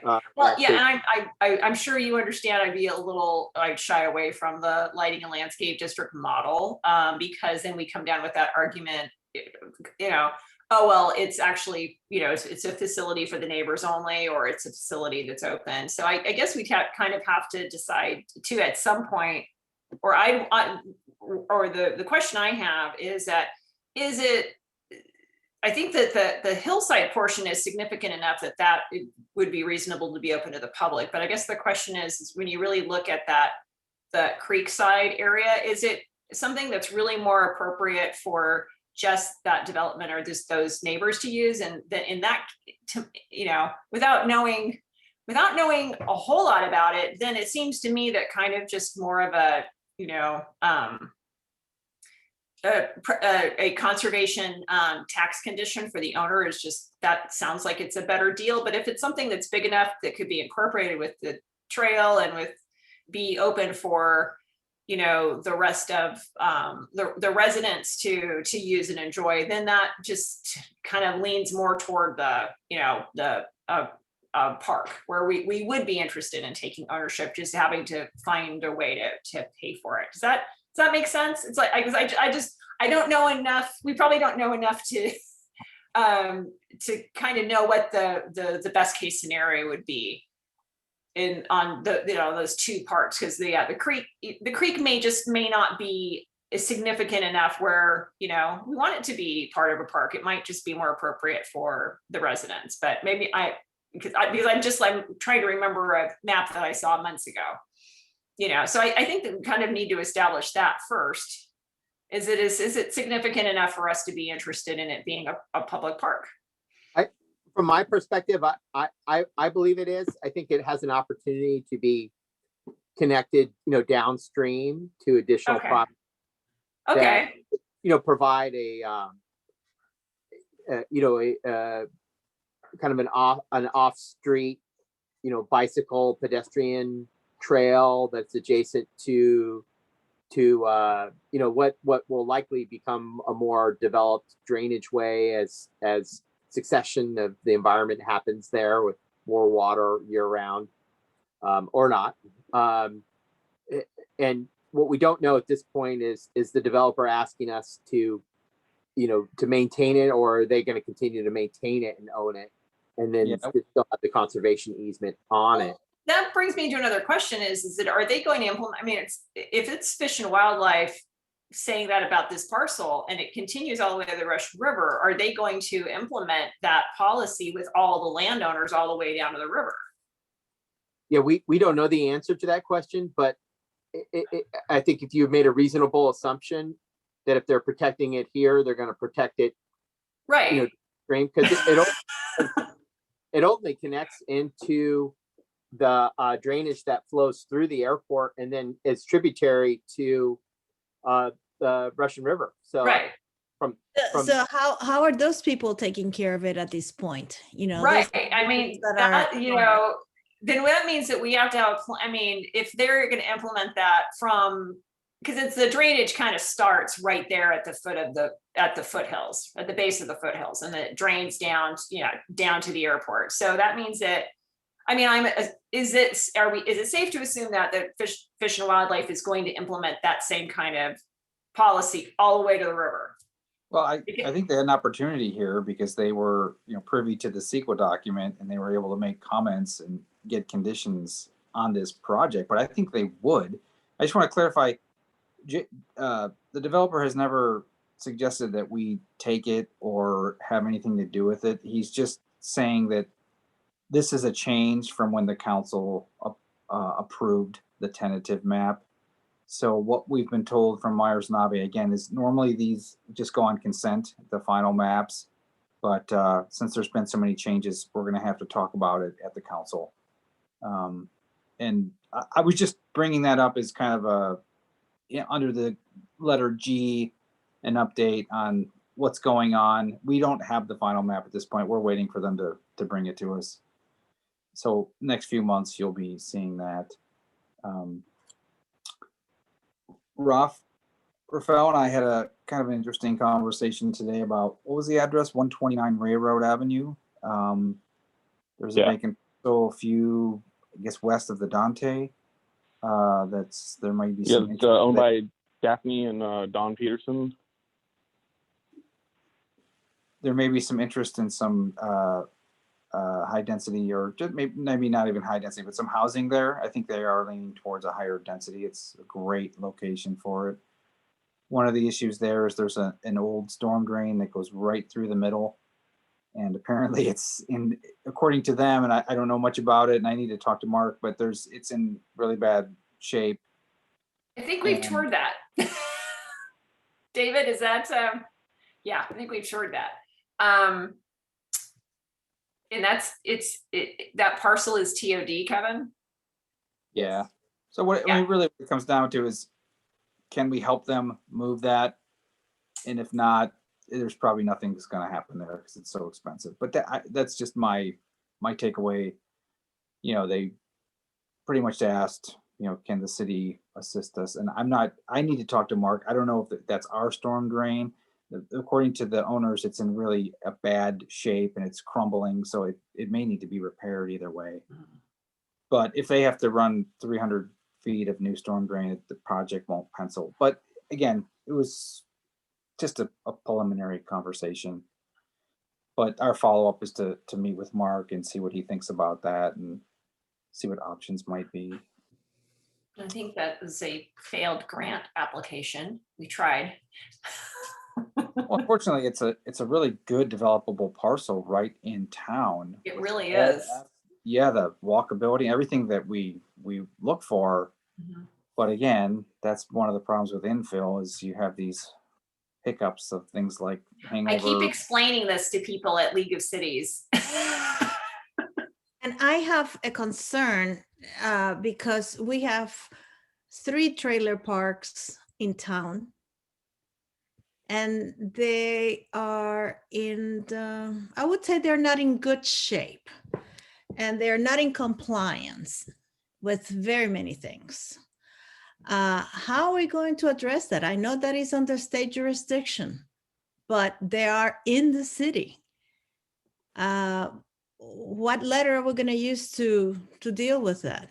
Yeah, I actually looked this up fairly recently. There's right on HCD, which is the state, there's a trailer park enforcement form. I mean, they're they do this often. So I mean, if the direction was, I mean, we could just fill out one of those forms and say we're concerned about some of the conditions in our park, and that would force the inspector to. I don't know at the timing, it probably would take a while, but I would assume they would show up at some point, and there could be letters written to the trailer park owners. Well, then again, it's a very sensitive situation because we have big families living in substandard conditions in those trailers. And would it come for them? Would it come to the point where those people will have to leave? I mean, how much of an enforcement is it going to be on the trailer park owner? What are the violations to contemplate? It's a very sensitive situation, just like those ADUs and those trailers in people's homes. Many of the workers in this area live in trailer parks, and unfortunately, we have 2 of them that are very bad here. So, but we cannot continue to turn our head the other way. I mean, we have to do something. They are within Cloverdale. I can speak on that a little bit. A couple of years ago, Sergeant Parker brought me, drove me over to that park there, that one on Railroad, and I forget. I think he was just something. I don't know if someone actually complained to him or he just, I think he responded to a call, and I think he just saw, what just looked kind of like you're describing. It just looked, it didn't look good, how it was hooked up. In particular, what I'm talking about is the sewer. I think the sewer connection, and it's literally just a pipe, So anyway, I took pictures of it and brought it to Mark, showed our building inspector, and like you said, Vice Mayor Cruz, it's up to the state to enforce it, but I showed Mark, and Mark said, yeah, that complies, and it looks bad, but at least as far as that part, on that day, in that case, about the sewer stuff, that even Sergeant Parker was like, man, it doesn't look that great. And I agree, it doesn't look all that great, but apparently it would meet the state code. So, we can definitely go out there and check it out again, to get an update. But yeah, I agree. It doesn't look like it should meet code, but yet it surprisingly does in a lot of times, I think. I suspect the state would take a heavy hand. I'm just assuming now I don't know that they would take into consideration that's the only thing someone could afford, and they would just do a black and white interpretation of their Title 19 or whatever it is, the building code for mobile homes. And yeah, I mean, that's just me speculating, but Well, it seems like there's kind of two different approaches. One would be we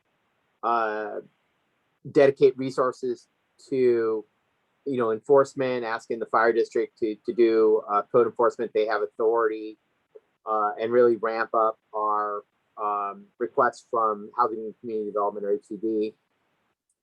The other alternative might be, one where you try to incentivize the developer, the property owner, to make certain improvements in exchange for, certain other development rights or benefits.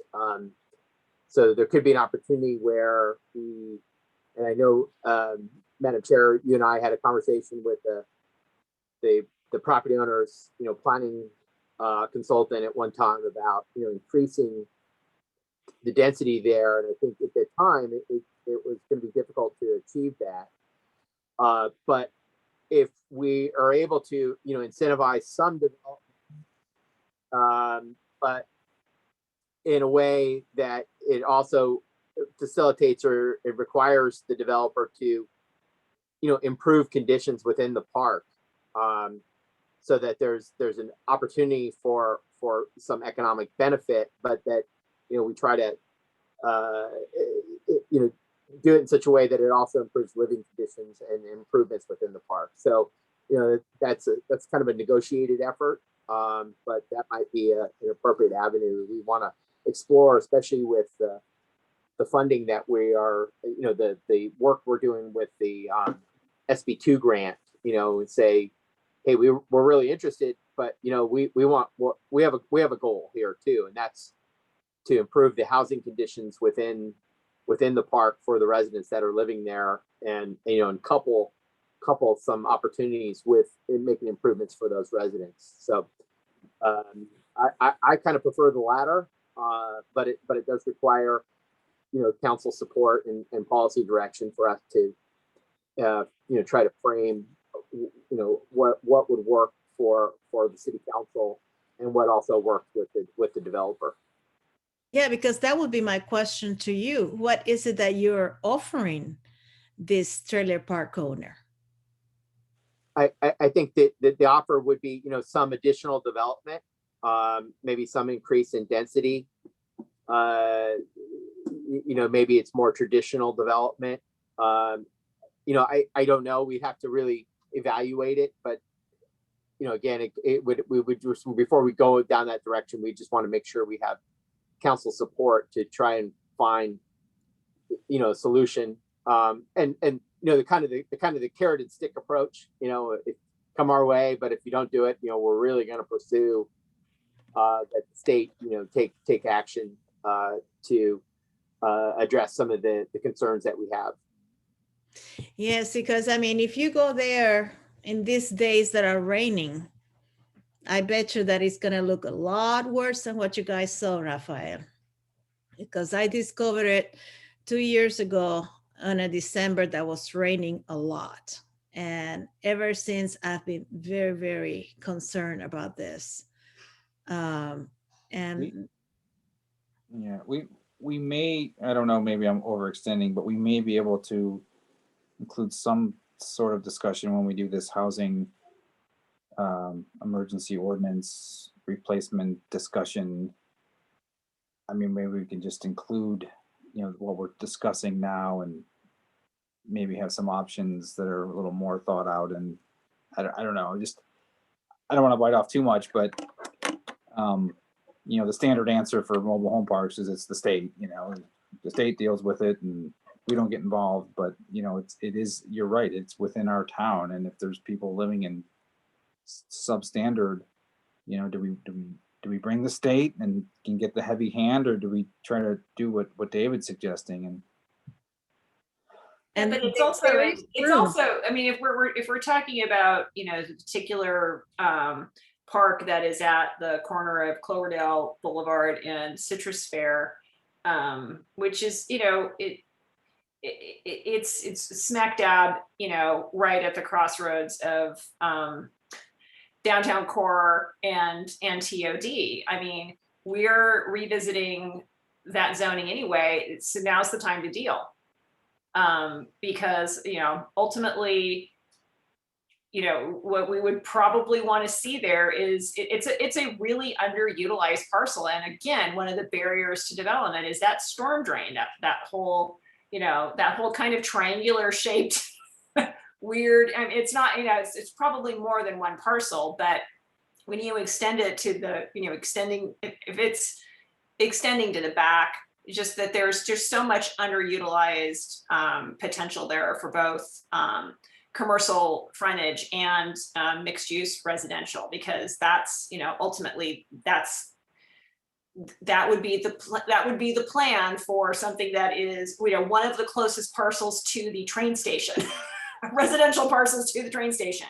So, I think that I want to get away from that automatic answer. Oh, well, it's a state problem. It's not a state problem. It's our problem because it's a development problem. So we have to find ways that we can solve those development challenges, and work with the landowners, because we could probably end up with, better housing opportunities and perhaps, and probably some affordable units, which we badly need. So I kind of I don't want to shy away from it. I'd rather just, dive in and try to address the problem. So that's where I'm coming from, because I think that area that corner has incredible potential for downtown Cloverdale. And just because it's hard, let's try to solve it.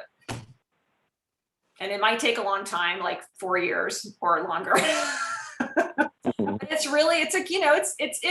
it is the entryway to downtown. How do we not try to make a deal?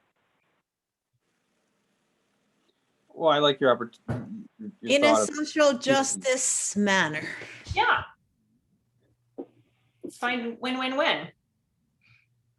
Yeah, I think the opportunity is here now with the planning work that's undergoing, and what we can certainly, as part of the outreach for this process, reach out to the property owner, and see if he's willing to work with us.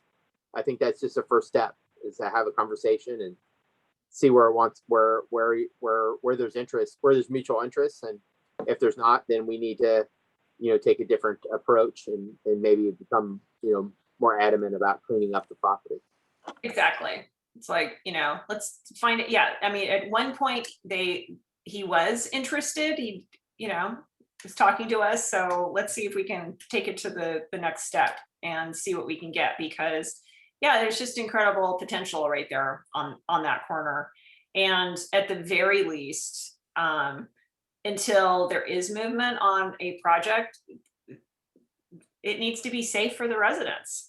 It needs to be up to current state code. I mean, I don't see why we would compromise on that. We just, if we have to insist on it, then we insist on it.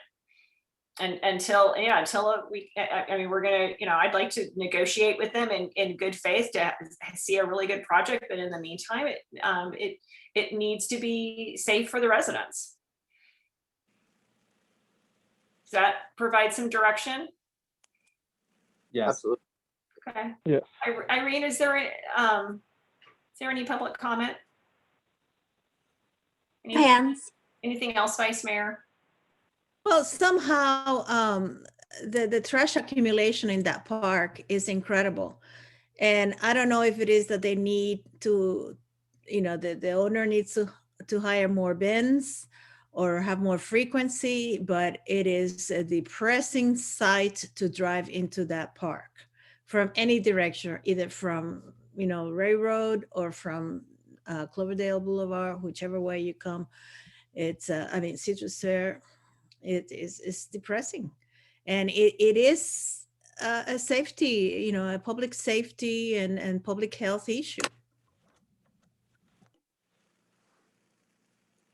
Okay, it sounds like you have some direction on that. So is that it for the planning log? And actually, Well, I'll just add one, Oh, sure. Go ahead, Raphael. the log. And it actually has to do with another TOD parcel. It's on the other side of the freeway though, on Asti. The parcel, I think it's the only one that is TOD on the other side. That's not the actual, the parcel there's the one that's across the street from the station, but this is the one that's just up of the road a little bit. It's used to be owned by Blackstone Homes, Mr. Greg Lucas. But I've been talking with a gal who's going to be doing an affordable housing project, hopefully on it, and 100% affordable. And she or her company has purchased the property from Mr. Lucas. So, they're that serious. And she's bouncing around ideas about, because, she sees that the trail is there now. And David, you might be happy to hear this. I kind of mentioned to her that, if the city, if there is talks maybe with the lumber companies there to utilize that road that's back there to access that. And I mentioned that to her, and she's open to having some kind of trail on there. Actually, she actually brought it up because I think, there was an old project approved that Greg Lucas had on Live Oak there. So I think it was, I forget how many lots it was, but she said that there was a trail on there, and so she's just kind of bringing that up in our conversations if the city still wants it. And it wasn't necessarily like something I can point to in the code that it has to be there, but I think it was maybe a condition of approval of the last project. So they're open to incorporating that in, and maybe they can connect it to the part of the paved road that goes around the backside of the lumber company there and right near the river. That'd be great. I can use that to go fishing. But is there yeah, room for a dog park, Raphael? Hey, that's, what? I will write that down and ask her. There you go. Well, and actually maybe, because that's a good point, because it's the parcel right to the south is industrial, and there is that requirement about 50 foot setback, and she's well aware of that. And there's some kind of trees in there anyway, so that's a good point. Maybe I will send her an email right after this. There you go. It could happen. It can.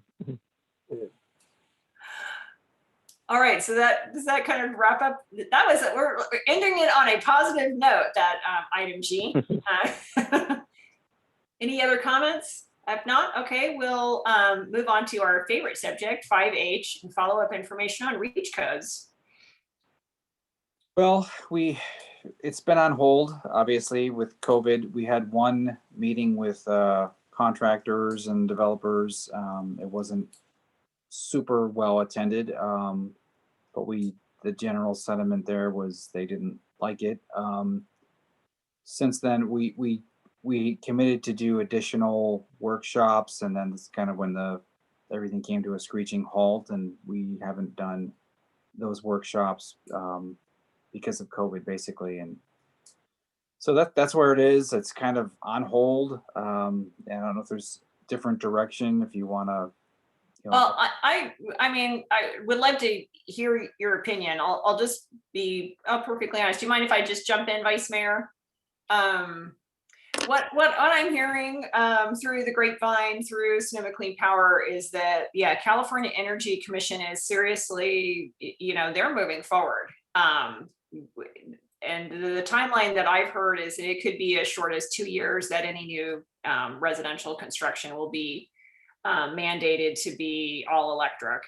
In addition to that, there are, I think it's 3 pieces of legislation that are pending right now to ban natural gas in new construction. And one of the bills is new public buildings. Another one is new schools. And I can't remember what the other one is, but this kind of just seems to be a battle that, we're the hobbits, and the humans and the rangers are about to just, overtake us, because, we might just want to get out of the way.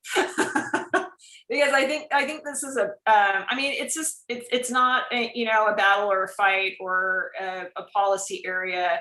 It just might not be worth it for a 9,000 person city to really take up, because I think personally, I think it's imminent.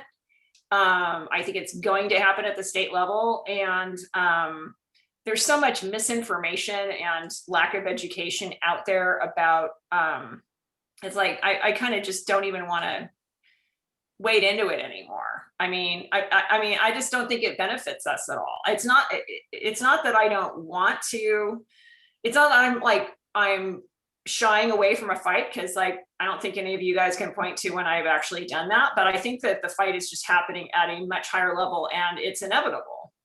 That's just my take. And I've been interested in hearing what Marta has to say.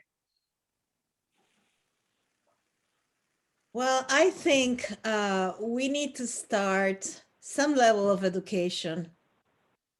I think that should be the approach that we take for when the hammer comes down. Yeah, like the workshops and stuff that we were doing, and yeah.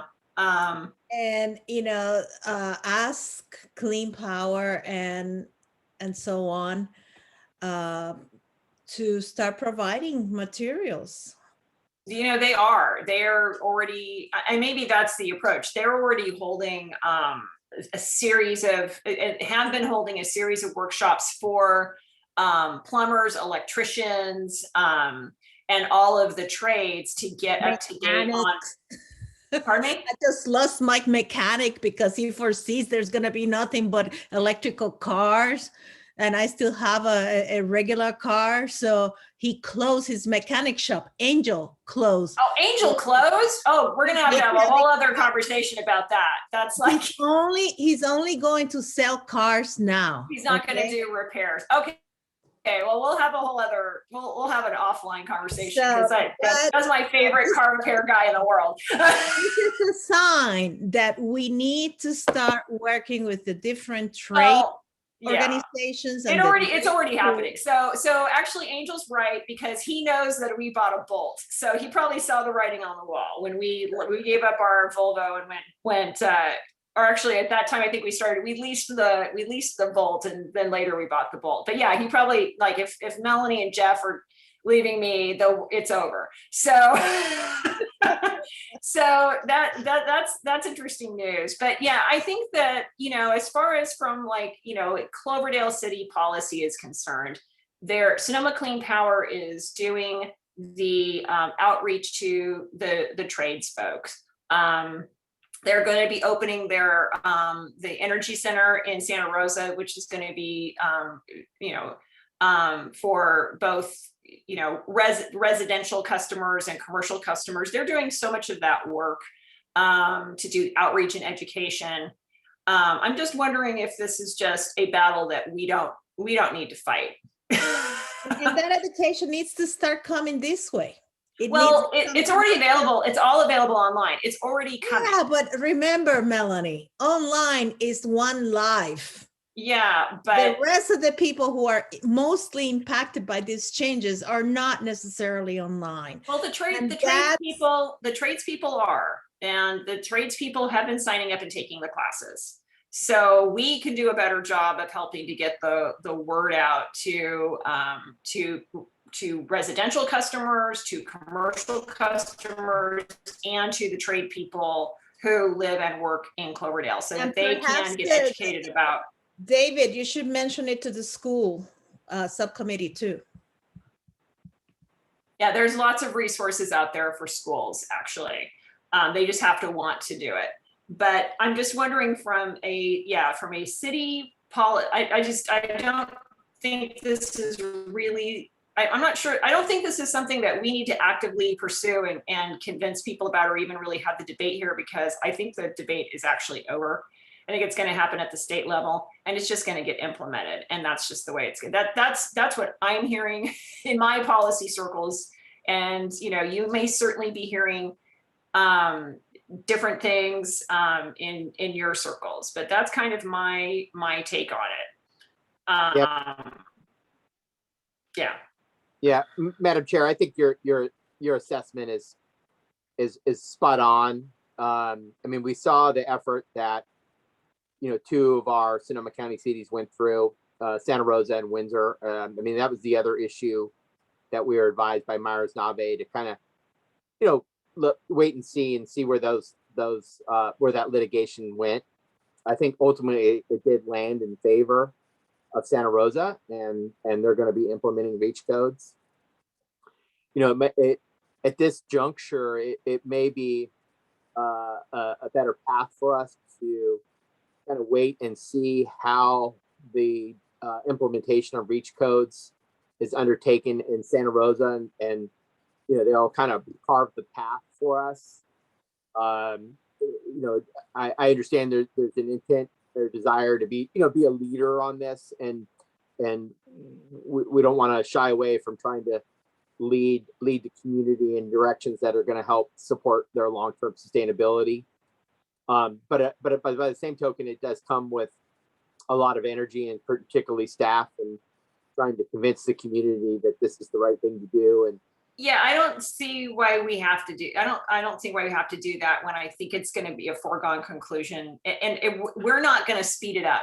All we're going to do is kind of draw a target on our backs. So, you know, I just don't, I don't think it's something that we need to take up, spend resources on, spend legal resources on, and spend our attention on when, you know, in a couple of short years, it's going to be mandated by the state anyway. So we have to continue on the educational path. Of course.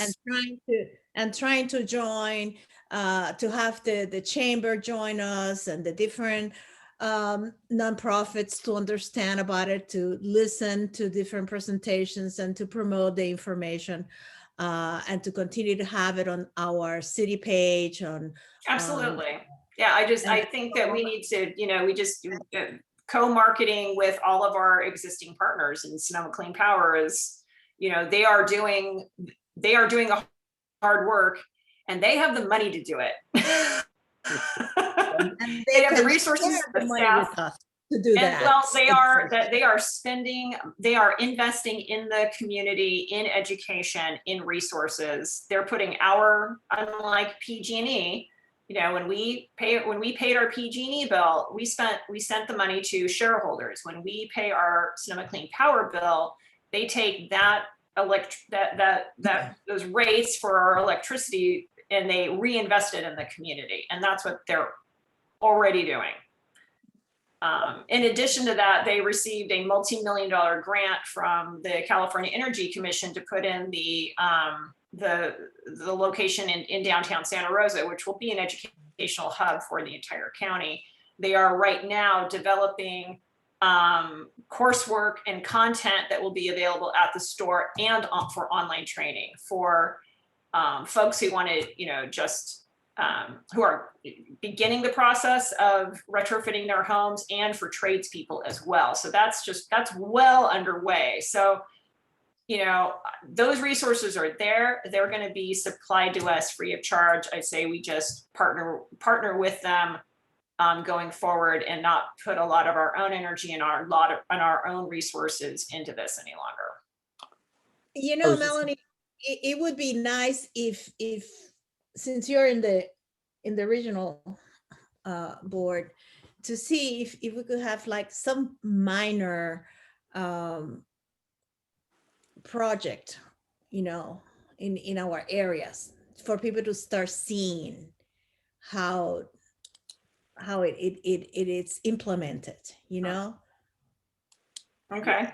I was going to say, you know, when we talk to developers, we can encourage them, you know, maybe one of them would be willing to do it, you know, before it's mandated, for reasons that, you know, might make financial sense. Or so that's always a conversation, you know, we can have with developers up front that we're interested in. And of course, again, we're not going to mandate it, but you know, it could do like a pilot, like Councilman Vice Mayor Cruz is saying, like a sample, like an example of it. Maybe this affordable one that Rafael was talking about, maybe they'll be interested in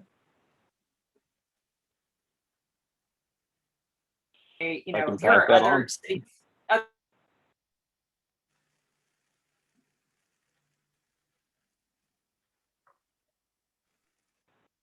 we frozen? Did everybody freeze? Melanie did. Rafa, where are you? No, I'm here. I can hear Understood. you.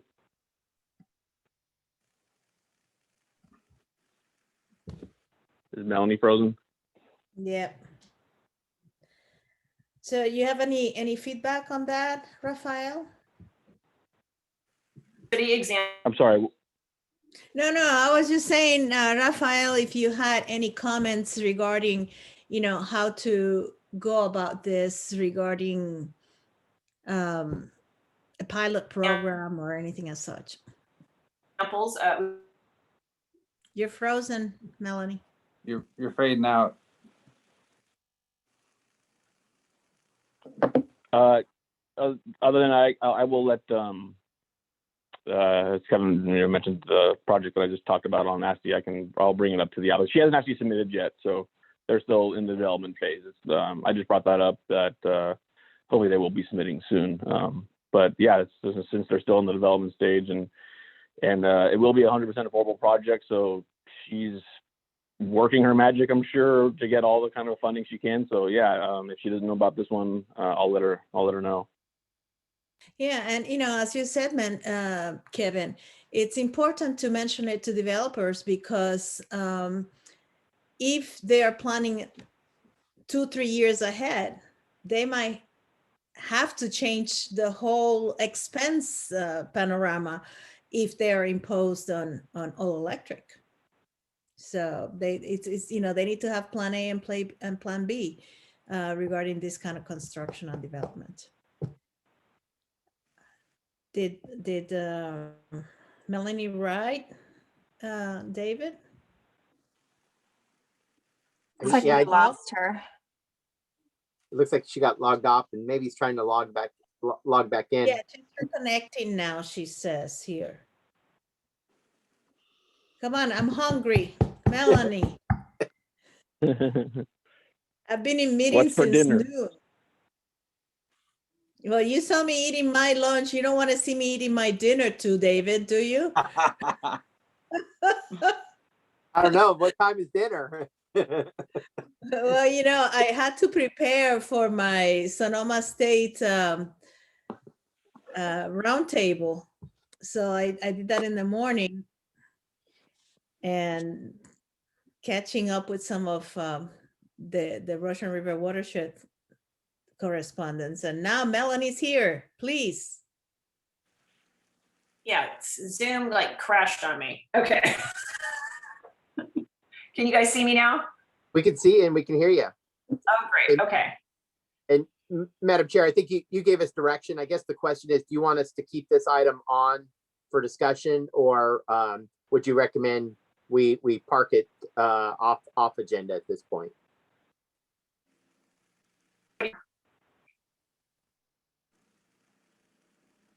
Oh darn, she's frozen again.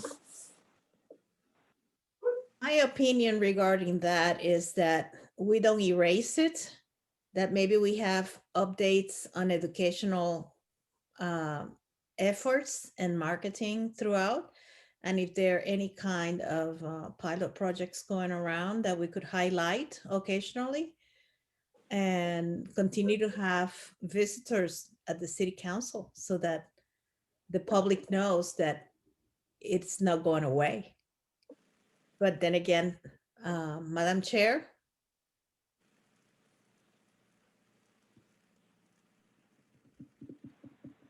Speak. You guys, it's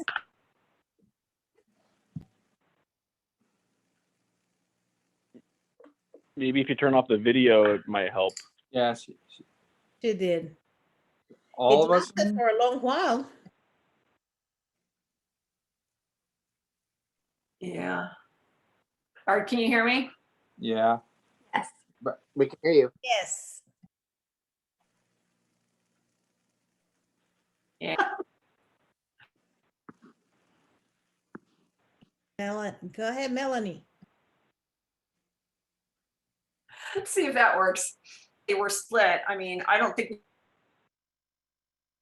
we need to see it on here because I policy that staff needs to.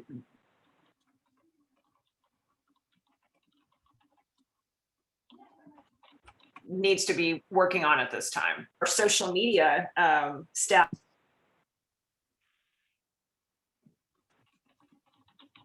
Madam Chair, I To think make sure that we're publicizing and sending.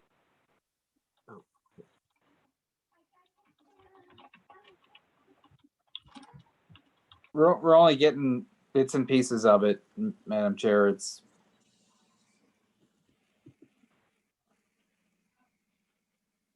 I think what I Okay. Madam Chair, I think what I heard you say is, and then I'm synthesizing Vice Mayor Cruz's comments is we take it off agenda, but as we have updates or opportunities for cooperative marketing, we'll add it to the agenda so that we can focus on specific topics around Leeds Code.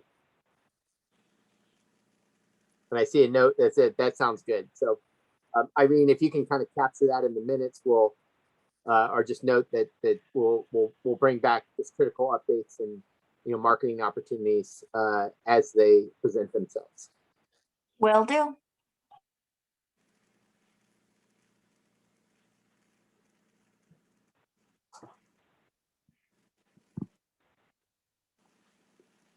And then, Madam Chair, it looks like at this point, the remaining items on the agenda are information only memos. Staff doesn't have any information only memos. We don't have any future agenda items, but we'll seek your direction if there's anything you'd like us to add. There are no pending items. And at this time, there's nothing to share for good of the order.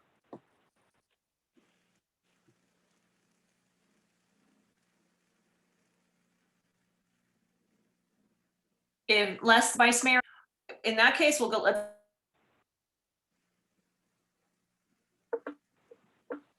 Just a note from Vice Mayor. let's go ahead and adjourn the meeting for Adjournment sounds good to me, and we just have some comments and we'll follow up on this. Thank you very much, and we'll see you soon. thank you. Thanks, everybody. Good night. Thank you, Rafael.